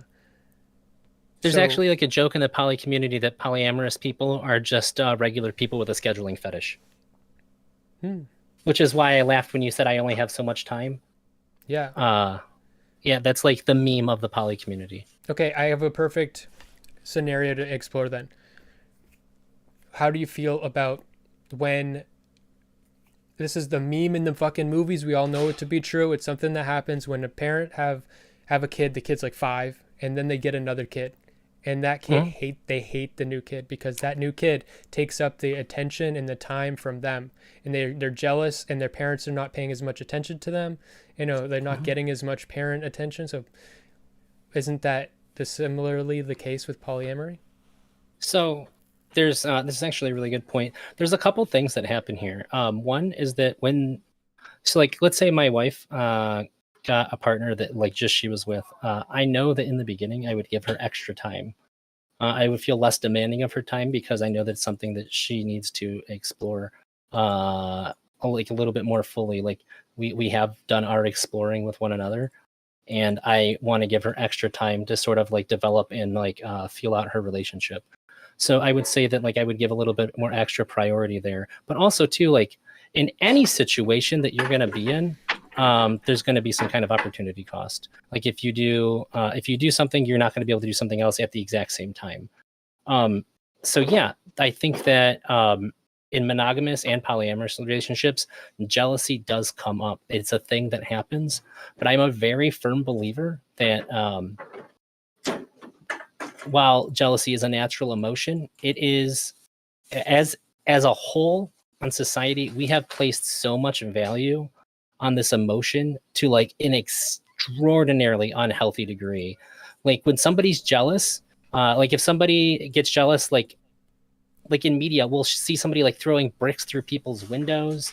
They'll do like really atrocious things that we would never accept, and people will cheer them on. I think that jealousy is often a justification for doing whatever you feel like doing to remedy that feeling.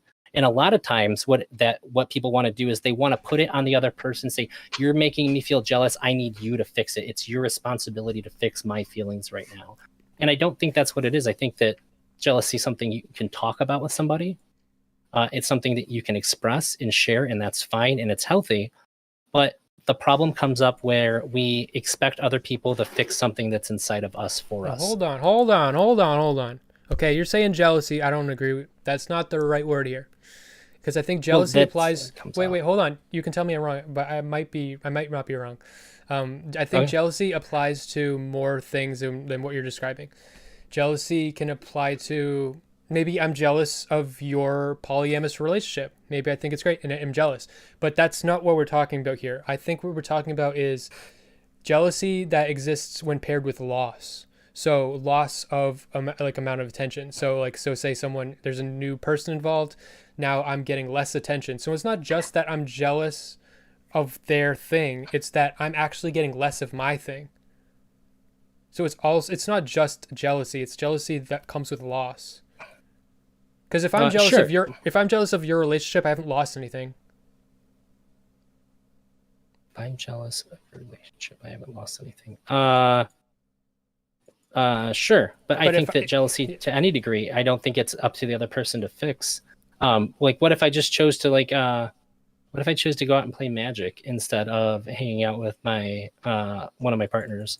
They're going to lose that time with me. Does that mean that I need to that I've done something wrong, that I need to not do the thing that I was going to do so that way they don't feel bad that I went and played Magic? I feel like there's a certain level of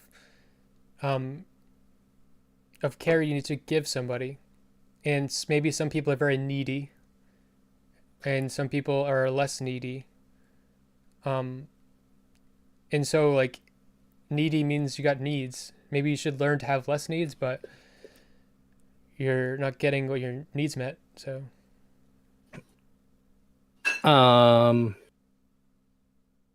I don't think that it's our responsibility to meet our partner's needs at all times. Mm. I think that if you do that, you're setting yourself up not only for failure, but you're setting yourself up so that your needs aren't going to get met too. I think it's important to have a balance. Okay, but like, so with the D&D example, let's say you have sex 4 times a week or something. It's like, great, whatever. Or maybe, okay, let's make more realistic, because I have sex once a week, okay? And because I know that's what people say they do. And then you're going to D&D on that day you had sex, though. Or like, so that's not just like you're responsible for being there for them at all times. It's like, no, that's actually, you're taking away like a big thing, you know? It's like there's levels, there's quantities to it and magnitudes. Sure. Yeah, I think that it's okay to take that as it goes. Like, I think it's if I'm in a situation where somebody that I'm with isn't having their needs met, I think I'm going to assess this and go, okay, is there a way that I can do this? Like I think kind of like you kind of prioritize here. Go, okay, so with what's going on right now, is there something that I can change? Can I like for the example that I gave? Can I just not go to Magic today, and then I can like go and play on Friday instead? Is like how important is it that I play today? Is there like a large event or something? Can I go and do this on a different day? Also, like if one of my partners needs something at the same time as the other one, I can talk to them because they're both like people and they both care about me. They both care about each other. And we're going to try to find a compromise that's going to work for all people. The same as if it was in a monogamous relationship, you're going to try to figure out a way to where something can happen that's going to work out really well for all parties involved. At least that's the way that I think that we should operate in any relationship. And I don't think that this is like that this isn't something that's unique to polyamory. So what if it's a scenario like I'm getting less. Okay, what if it's a scenario like someone discovers a new kink in your relationship and it involves your dick being hard, and you can't always be hard, and now the other person that you're them exploring that is taking away from the other person the dick hardness quantity. This has to have happened. I mean, you don't have to like go into like, but that just sounds like a very something that it hasn't happened. No, because okay. like, well, okay, like I have sex with both partners at the same time a lot. I also have sex with them individually a lot. So it's not really something that's as common as you might think, but I understand why you might think that. It makes sense. But yeah, I would just say like if it's if one person has sexual needs when the other person does too, I could just be like, well, all right, why don't we just okay, like then today's the day that I guess like, today we're just all gonna do at the same time, which is pretty normal in my life. Because like you said, like currently I have a girlfriend and I have a wife, and my wife and my girlfriend are also dating each other. So like and sometimes they have sex with each other that I'm not a part of too, and I'm always really happy for them when they do that. Like it's always like, yeah, way to go. Kind of like you would expect. I guess it's not that too dissimilar to like when you're younger and one of your friends is like, I got laid. You're like, hey, that's what's up. Like, you know, you're just like you're like happy for them. I'm happy for them. I also one of the things that I would be really, really sad if I didn't talk about is compresion. It's an emotion that is primarily associated with polyamory. I get a lot of happiness seeing a person that I'm in love with being taken care of emotionally by somebody else. Like it makes me feel really good to know that I can count on somebody else to be there for either of them. Okay, this is some okay. That sounds beautiful, but I'm gonna say something awful. Sure. That sounds like something. So I am admittedly a fucking pervert, and I've explored every fucking kink. And when I fantasize about cuckold, that's so fucking funny. When I fantasize about cuckold kinks, that is what I think about. That is the most like I don't think I would enjoy that in real life. I don't knew think what was coming. I knew, like, I mean, but I'm being honest, like I'm saying this about myself. That's what I if I'm having a cuckold fantasy, that is what I think about. I'm like, oh well, I'm just happy, like let me like fluff your dick so that you can fuck her, you know, like because I just want her to get fucked, because it just makes me so happy. That is, I think, at the core of the cuckold fantasy, if it's going to work. I don't think I would want to do that person, but just full disclosure, but I've had every fantasy, and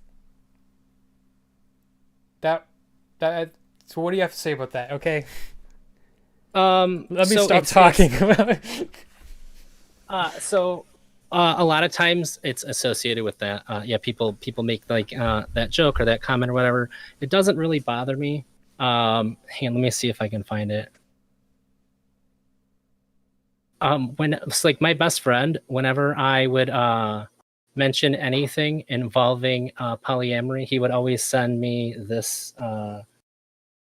this GIF or a picture of it. I don't know. You don't have my stream pulled up, do you? No, I don't. Oh, you can swap your your virtual camera. You swap the sorts, yeah. Then I'll see it. It'll look messed up on my stream. Oh, but I'll just do this. Hold on. They'll see it on my stream too. Let me see here.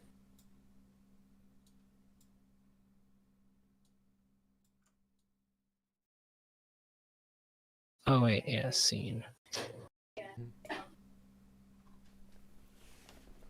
There you go. It's not the Morty, but Jerry's dad.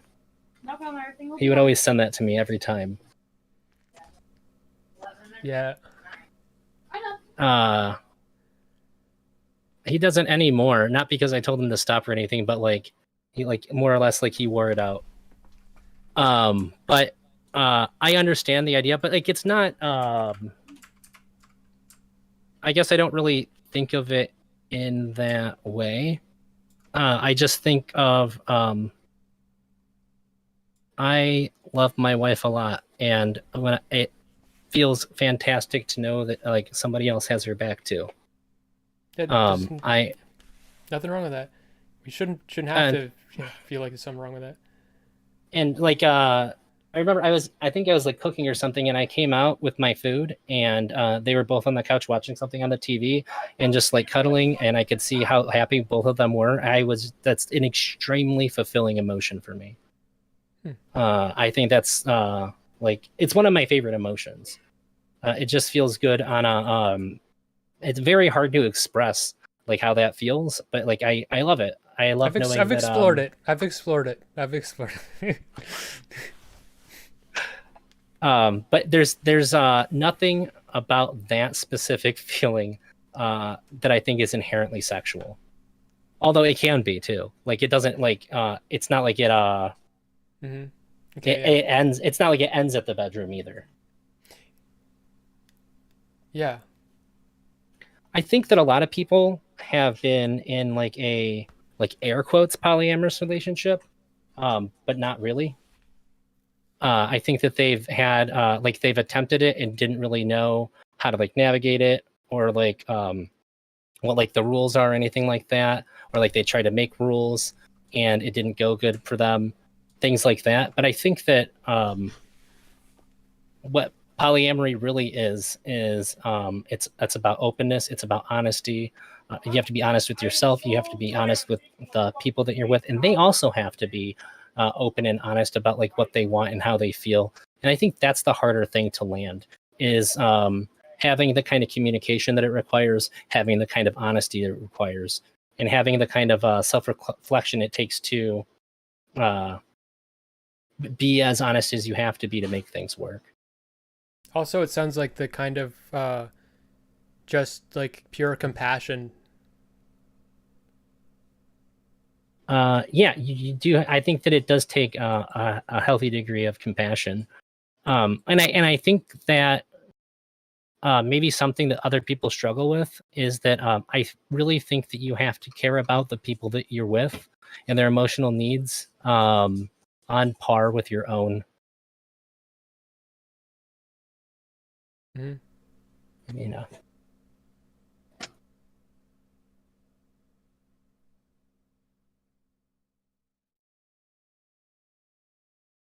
Interesting, Tuna. Made a lot of comments about cuckoldry when that came up. So it seems it seems to be about power, about drive. I think it's about letting go. Yeah. I think it's about letting go of power. I think it's about knowing that I don't have to do anything at all, and I know that my wife and my girlfriend are happy.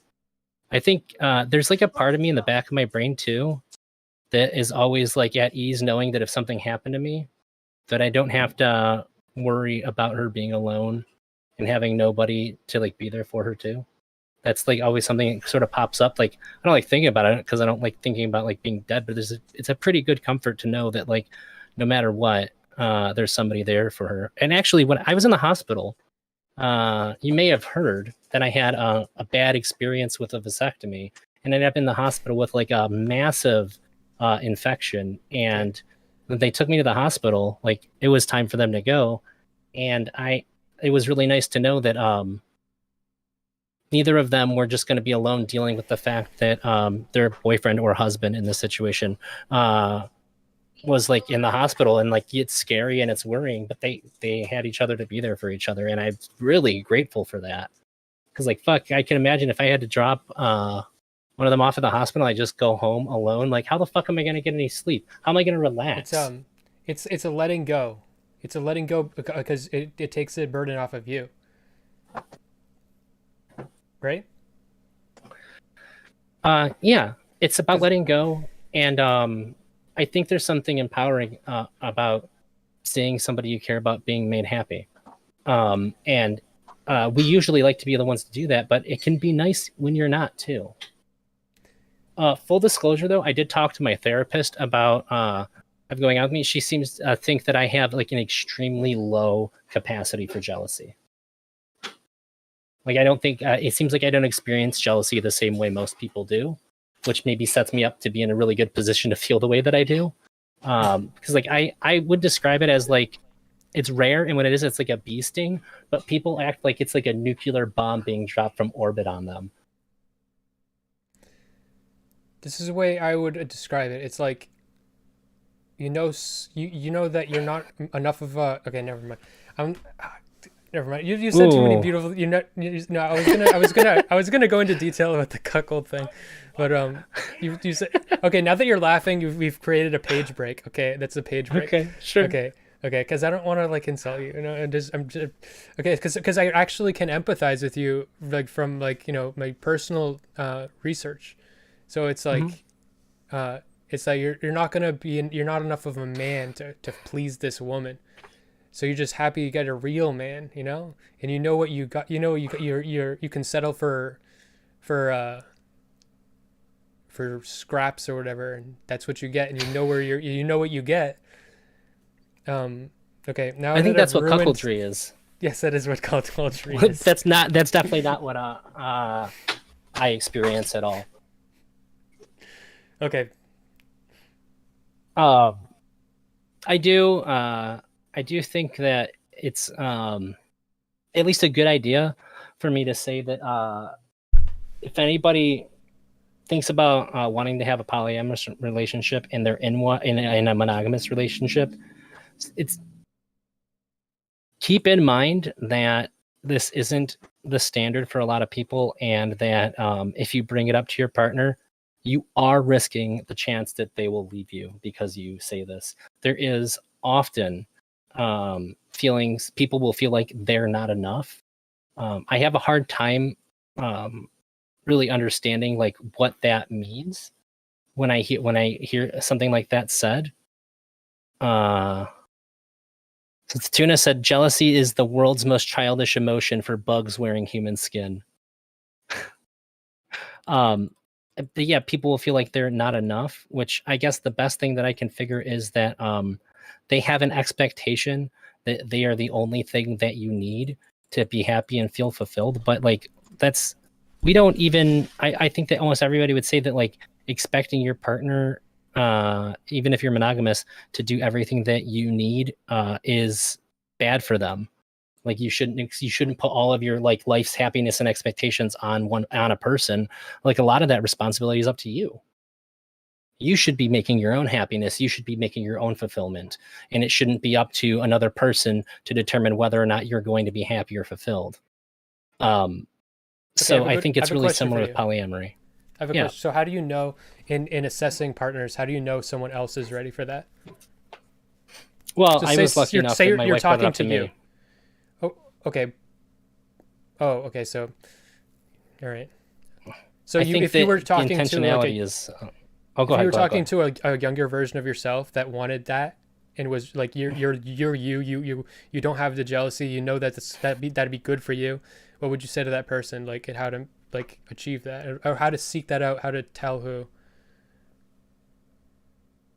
I think that knowing how I am and how I feel, but I think that my recommendation be to find somebody that you know in advance is okay with it. Just say that you're polyamorous at the beginning of the relationship, so that way they know what to expect. I think it's a lot harder for somebody who doesn't know, and then you figure it out, and then you have now there's like a new expectation that they have to meet and they have to get comfortable with after the fact. I was just really lucky that my wife, it was like her idea, and I was like, oh my God. I was like, I didn't say anything about it prior, just because I wasn't unhappy with her, and I didn't want to risk our relationship by saying anything about it. It was, it didn't feel great to not say anything about it, but it was just sort of like a cost benefit analysis that I ran on my own. And it was just like, I don't want to risk the relationship that I have with my wife. So I'm just not going to talk about this thing.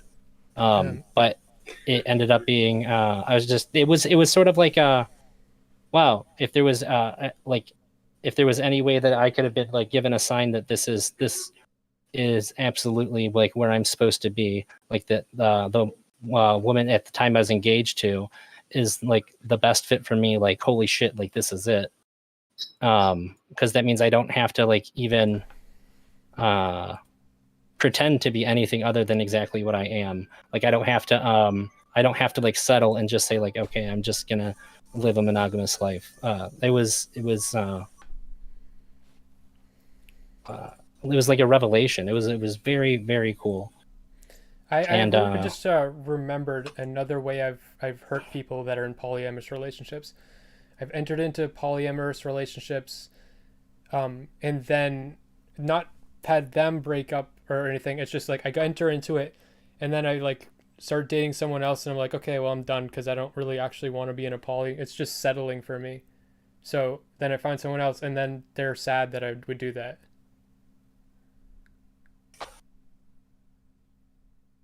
Wait, can you say that over again? So I enter into a relationship with someone that's poly. I'll express that like I'm kind of settling, but I'm okay with it. I'm not in a relationship. I'm getting something I want. And I'm like enjoying it, and then I go on like one date with someone else, and I'm like, okay, I'm done. And then even if that date doesn't even work out, like it's just like I don't even want to risk it. I'm done. It's over, and then the second date doesn't really work out, but it's like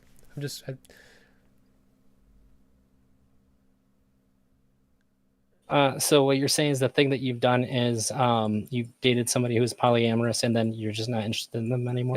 I just dated them. I dated somebody that was polyamorous. It was actually great, great dynamic, and for like 3 months, I went on one Tinder date with someone else, and then I was like, okay, I'm done. And then the second Tinder date with the same person didn't work out, and just cut it off with the poly one because I just it was settling for me.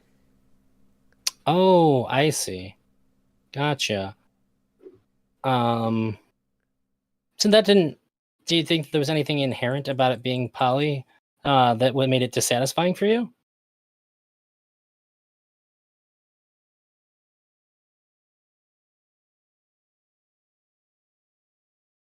Because it sounds kind of like No, it was very satisfied.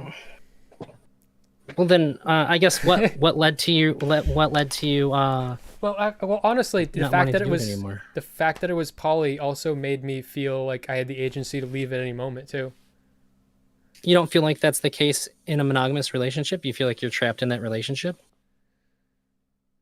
With poly, I just don't feel like I'm trapped. I just feel like there's no commitment. Yeah, what I'm saying is that if you're in a monogamous relationship, do you feel trapped then? No. I don't Oh. feel trapped. I like that. I want to feel trapped, you know? I want to. Oh, gotcha. I don't think that I do. Yeah. Which is not a difference of opinion. It's just a difference of like person. Yeah, expectations and wants. Yeah. Yeah. Which is interesting because usually it ends in a difference in opinion, but this is just difference in the person themselves. Tuna Chip says it's not about, he said there's some merit to this idea. It's not about being trapped. It's about the fact that you spent months limiting someone else's agency. You feel as if you have a debt. And I guess that would follow to say that they can only be paid by having your own agency limited as well. I don't see it that way.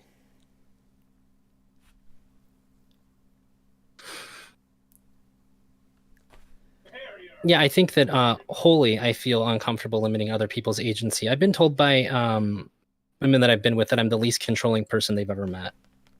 I don't tell people what to do unless that's what I'm supposed to be doing. I find it very uncomfortable to like demand things of people. I can state what I want. If it's like a situation where it's like, hey, what do you want? I can say what I want. That's fine. But I almost always add like, it's okay not to, or anything like that too. I really don't want to dictate how anybody else behaves to like any capacity. It feels really gross to me. When I was younger, I remember a friend of mine, he was on probation, and part of the conditions of his probation was he wasn't allowed to smoke weed. And we had a bag of weed because like my weed was always his weed and vice versa. Like we were like brothers, like super close homies. And he was like, should I smoke this? I was like, if you smoke it, you're going to go to jail. You're going to do the dumb fuck thing. You're going to take niacin thinking it's going to make you pass your drug test, and it never has, and it never will. That's not how this works. And you're going to go to jail, but I'm not going to stop you. And he smoked and he went to jail. And I was very sad for my buddy. I just don't believe that I can dictate somebody else's agency for them. It is very much against my ethics. I want someone to do that to me.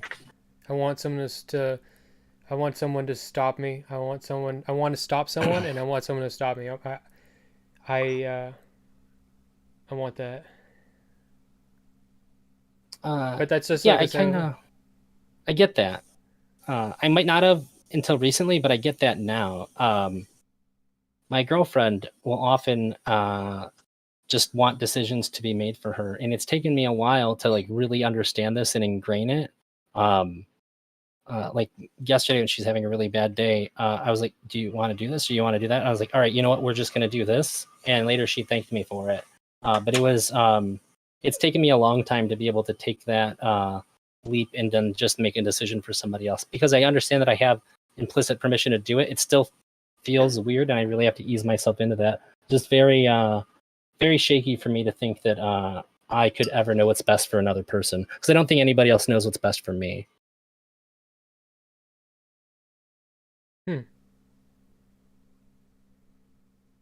But well, I don't think that it's a pathetic opinion. I think that it's something that some people do want. It's just very not for me to have somebody limit your agency. Tuna is, I think his strongest moral position that everything else is built upon would be that not limiting anyone else's agency, not limiting anybody's agency. If you limit somebody else's agency, this is like the definition of bad. I don't trust. I want other people to tell me when I'm wrong. I don't think I'm always going to know what's best for myself. That's interesting. Yeah, I definitely. Let me put this. I don't know if I always know what's best for myself, but I think that nobody could know it better than me. I don't think so. I think I know what's best for you better than you, and you know what's best for me better than me. I just think there's not necessarily me and you, but just inherent to the outside perspective is a lot of value to that. And I think that's something I like a lot. Yeah, but I think we've pretty much hammered out pretty much everything. I know you have to go soon, right?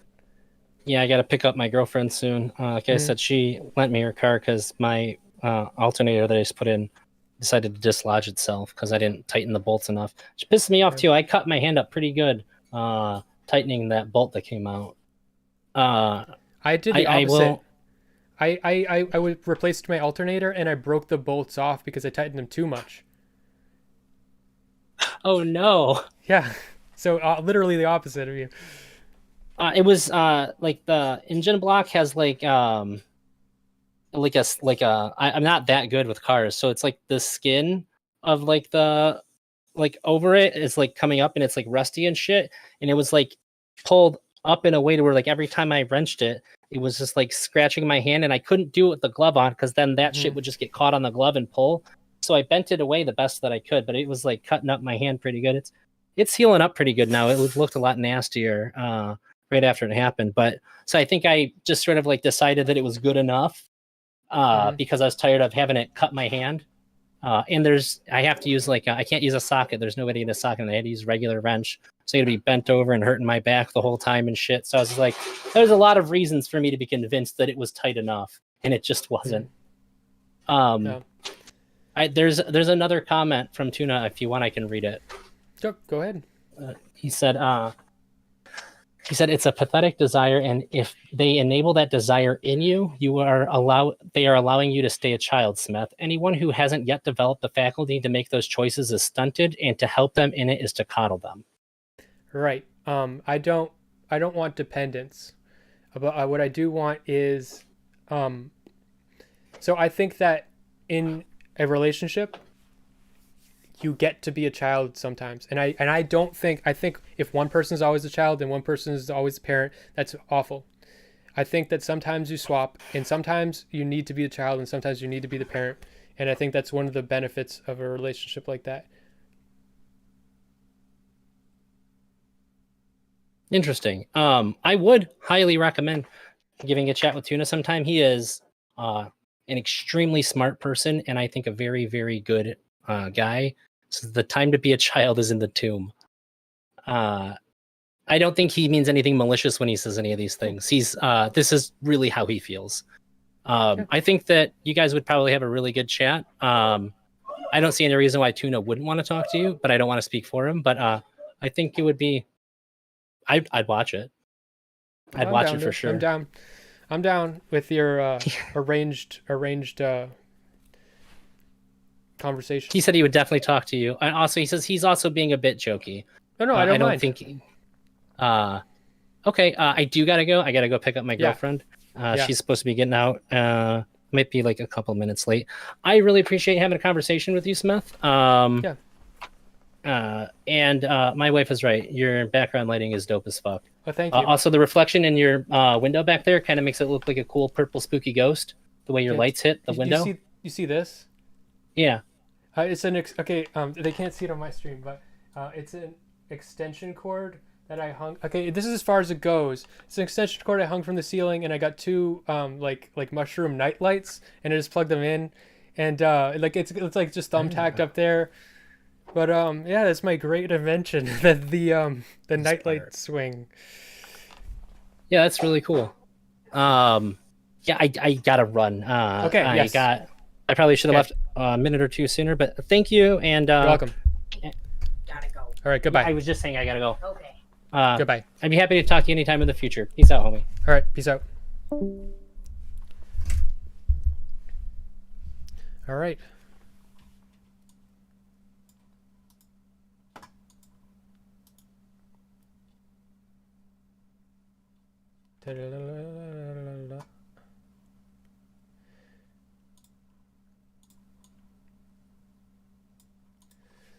All right, I'm gonna check this real quick. All right, let's take a look, just in case I missed something.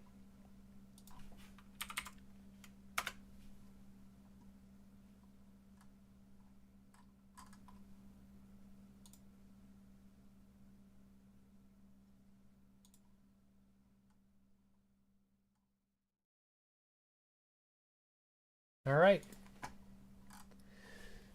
Thank you very much for tuning in. I hope you enjoyed your daily dose of smethadone. Have a good night. It was good.